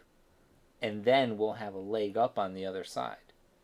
And because we started doing that, the other side started doing that. And then it just evolved from 2011 to 2018 to what it is now. But that's what we used to do, is just tear ass through Trachanon. Through Sebelis. And the only people who got coughed were people that didn't know their way to Trachanon. Yeah, see, I have no problem with that. If you've got a Koth mage that fights their way down and you want to Koth other people after that, then, that's fine. That's how you're doing it. But, parking the Koth mage there, Koth ducking, that stuff, I could see the last of that pretty easily. Oh, Jesse Sword made a comment about rooting the dragons in place. And I'm not 100% against that. I just think it would suck so bad because it would make everything take so much longer. Like, clearing TOV will take so much longer if you have to actually clear to the dragons or even cough to the dragons and fight them in their lair and just make everything like Yellonak. But I'm not completely against it, Jesse Sword. Alright, real quick, people in chat room, if you have questions, I know I've ignored the living hell out of you guys, and I'm so sorry. I promise I'll do a stream in like a week or two, and I'll focus on all of you to make up for it. But right now, if you're still here, if you have a question, do at Sirken P99 in your question, throw it in chat, and I will do a speed round and try to answer as many questions as I can. Short of that, I feel like we're gonna wrap this. We're gonna wrap this up because I have kept you guys like an hour and a half longer than planned, and I could just say it's not my fault. There's 3 of you, and so there was more words to be said. But I know I went off on some tangents, so it probably is my there fault. might even be 4 of us. Oh wow! Stop forgetting about me. That So, sucks. I talk while so you much are- shit about people using Geno because they can't count to 4, and now I'm one of those people. So I'll while find a you're link for you. gathering questions, I'm going to put one more plug in for this group we have called Kittens After Dark or Dark Alliance. This is a group of mostly kittens, but also it's open to non-kittens who like to do fun things at midnight Pacific time and later. This is organized by one of our Kittens officers named Pixis, and those guys have a lot of fun late at night when there aren't necessarily so many folks around. So yeah, just want to put in a plug for them. Kittens After Dark sounds dirty. Just so you know. It sounds like you guys are doing inappropriate things. And maybe they are. All right. Well, I'm gonna see with my 90 KP what it can do. Can you Alright, earn sounds good. DKP in this Kittens After Dark thing? No, and actually, that's Oh, a fuck point you that we guys then. discussed. I don't I even know, care. right? Don't Yeah, even you care. gotta come during the day. Let me tell you something. I hope you guys are keeping track of my DKP. Because I'm going to Oh, we stomp are. out everybody in your guild. Everybody. I'm going to be the #1 DKP king of Kittens.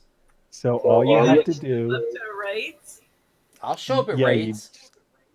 you just have to be in the zone, and you have to be captured in the /who. That's Those are fine. the I don't know two- if I even show up in the /who, but I'll be there. Well, How do you think you have not? sometimes you do, and sometimes you don't, right? I'm going to start showing up. I swear to God, I will go on your website and I will make somebody post +1 add Sirken. He was there. I seen him.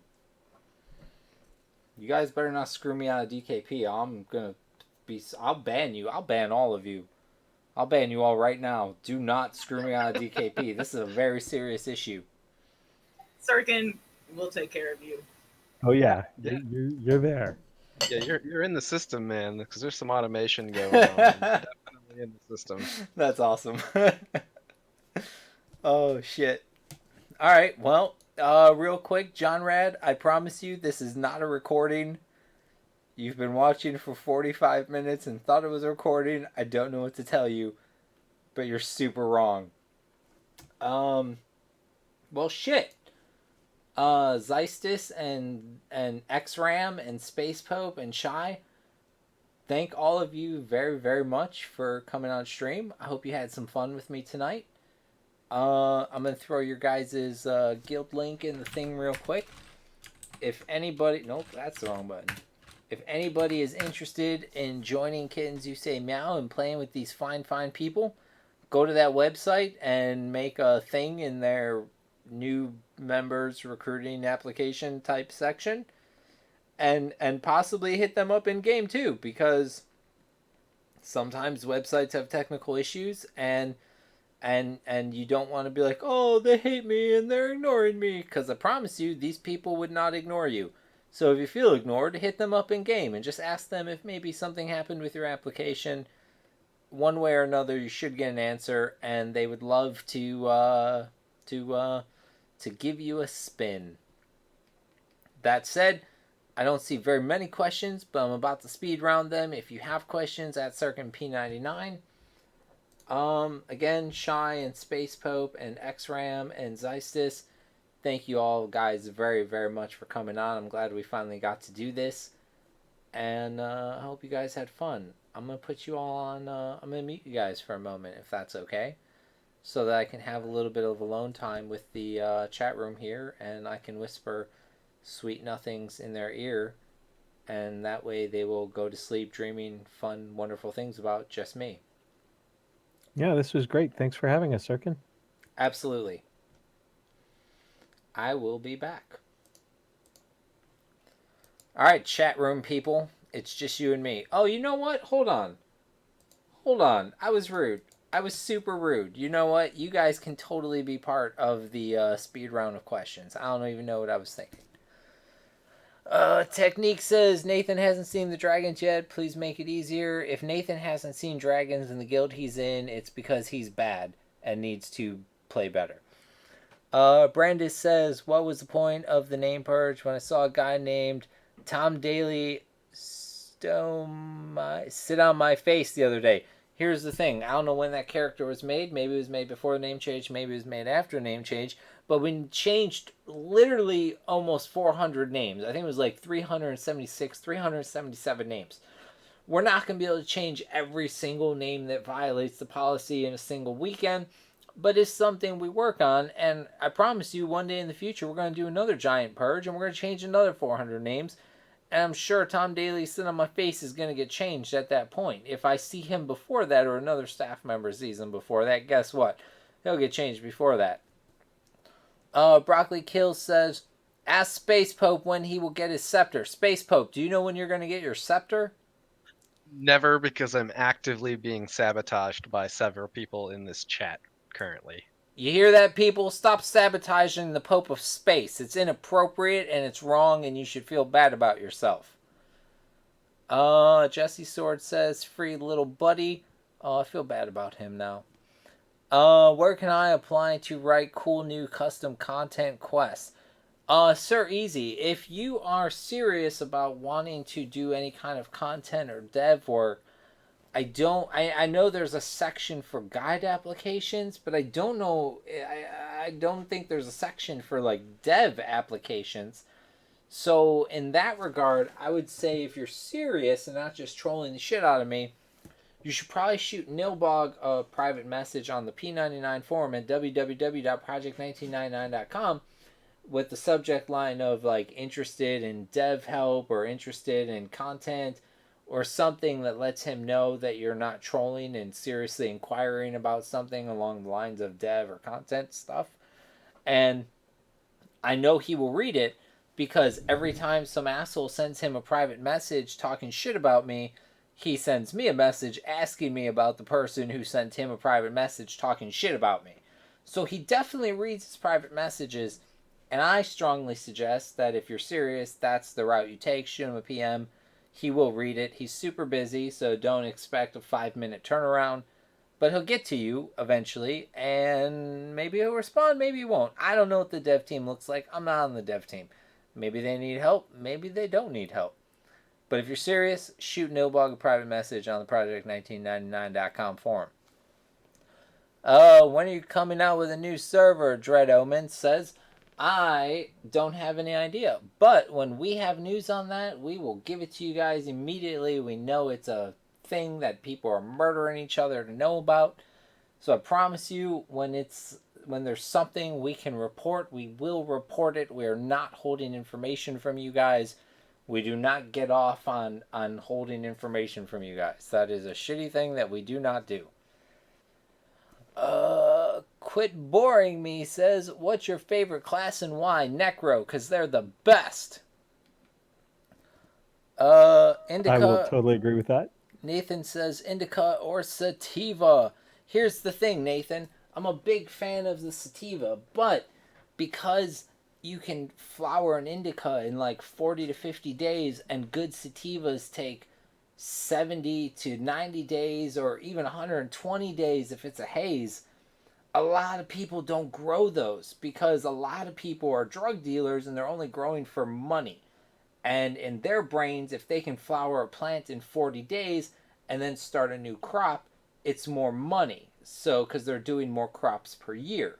Whereas there's some people who will still grow, 70, 80, 90 day sativas or 120 day hazes, but they're not cash croppers. And so they're much more rare. But I don't smoke weed anymore. But when I did, I very much enjoyed the racy, speedy head high versus the couch lock, lazy, worthless indica high. I wish more people grew sativas. I wish they were easily accessible, but that's just not the case. But if in a perfect world, I'd pick sativa every single time. Whatever. XD RAM is horrible, says Purple. Favorite D&D edition, Advanced Dungeons and Dragons 2nd edition. Sushakat, whatever your name is. AD&D 2nd edition, that's my favorite. Peppy82 wants to know if I have a crush on Shyye. Absolutely not. That would involve favoritism and bias, and I am above and beyond such things. Why are names getting changed? I don't understand what you mean by who and why, but look, who is people whose names violate the naming policy. Why is because they violate the naming policy. Thank you for your question. It's Swifty says, when you guys did name changes, how did you generate new names? I love my trader with who all Swift. Now Chris is a great name. So I went to, for me, I don't know about other staff members, but for me, I went to a fantasy name generator. And it had a shit ton of races on that website, which would generate names for that specific kind of race within a fantasy setting. So if you were an ogre, I'd go to ogre names and then generate either male or female names based on the gender of your character. If you were a halfling, I would go to a hobbit because it didn't have halflings but it had hobbits. I would click male or female based on the gender of your character, and I would just pick the one I liked the best. And that's how the names that at least I changed were generated. For the names other staff member changed, I don't know. Nexi says, did my Nexi Sirken erotica turn you on? Nexi, I will tell you that at a bare minimum, your RNF threads are better than half the shit that those dummies post on RNF. So give yourself a Sirken point. J Dilla says, come to California. Sirken says, fuck California. I've been to California a bunch of times. It's absolute garbage. Although one time I went to Burbank to visit some people. I went out with this my brother and my friend Billy and this girl I was dating. We stayed at her brother's house. It was a good time. And this dude, her brother, was so goddamn cute. He got an eighth of bud for me and my brother to smoke. And he's like, dude, I got so much weed, you even got worried. And me and my brother got there and we're like, oh no. Because we will smoke an eighth in one sitting like nothing and ask for more. And so I ended up calling a buddy of mine who lived in Chicago to see if he had any hookups, because he was a goddamn hipster who used to go to all kinds of shows and follow bands around all over the country. And I was like, I need to know if you know anybody like in the LA area, because I'm out here in Burbank and I'm fucked. And he found some kids who he had met on a Fish concert who lived in Pomona.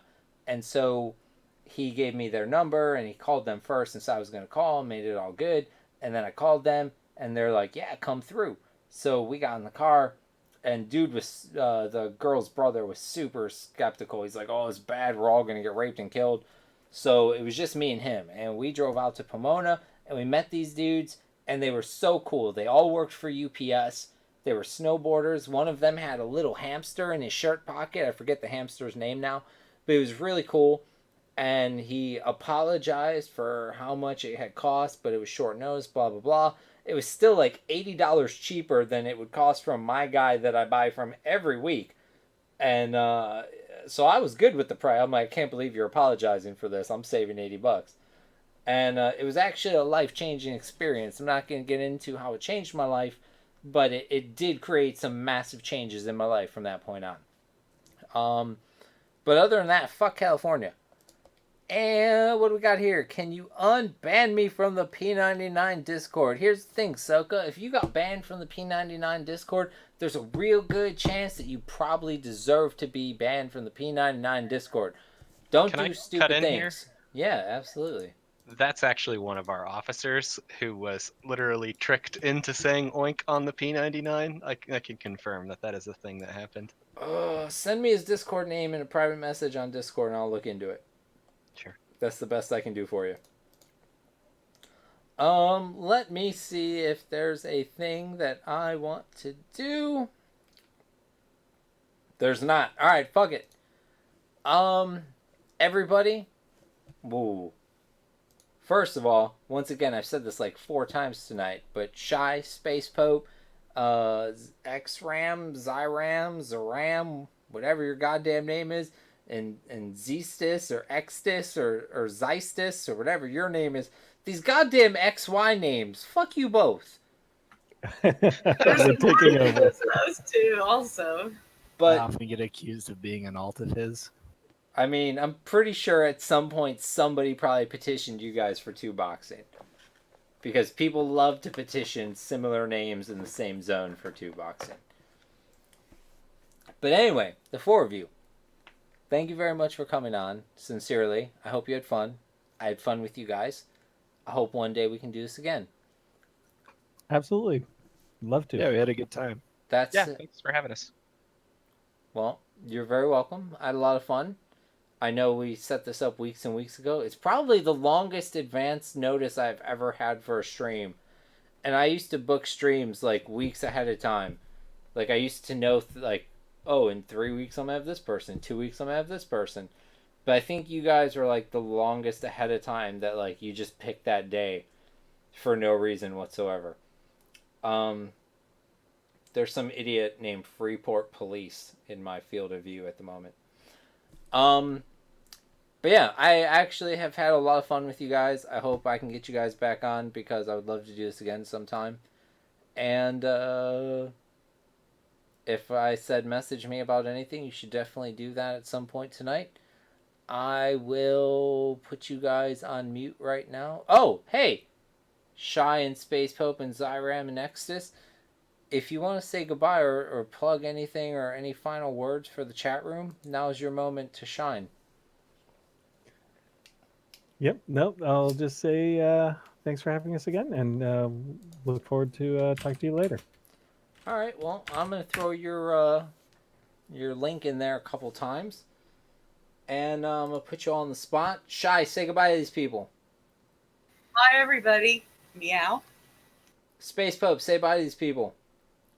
Goodbye, everyone, and I also just want to say #free little buddy. Xyram, say goodbye to these people. Good night, everybody. Xystus, Xystus, whatever, say goodbye to these people. See y'all later. All right, mutant you nerds. Hi, everybody. It's just me now. We're alone. I got rid of all of them. I hope you had fun. I hope you had a good night. Thank you very much for spending your Monday evening with me and these fine, wonderful people. Guess what? If you came late and you don't know what's happening here, I'll tell you what's happening here. Classic EverQuest is happening here. We do it better than anyone else on the whole goddamn internet. You can get signed up for free and super easily by going to www.project1999.com. I said it's free, but you know what I didn't say? It's free forever. There's no station stores. There's no pay to win. There's no real money transactions. It's amazing. We don't allow any multi-boxing. We don't allow any of that money stuff. We don't allow third-party software. And in fact, we got things in place to detect third-party software. We'll ban the hell out of people using that stuff.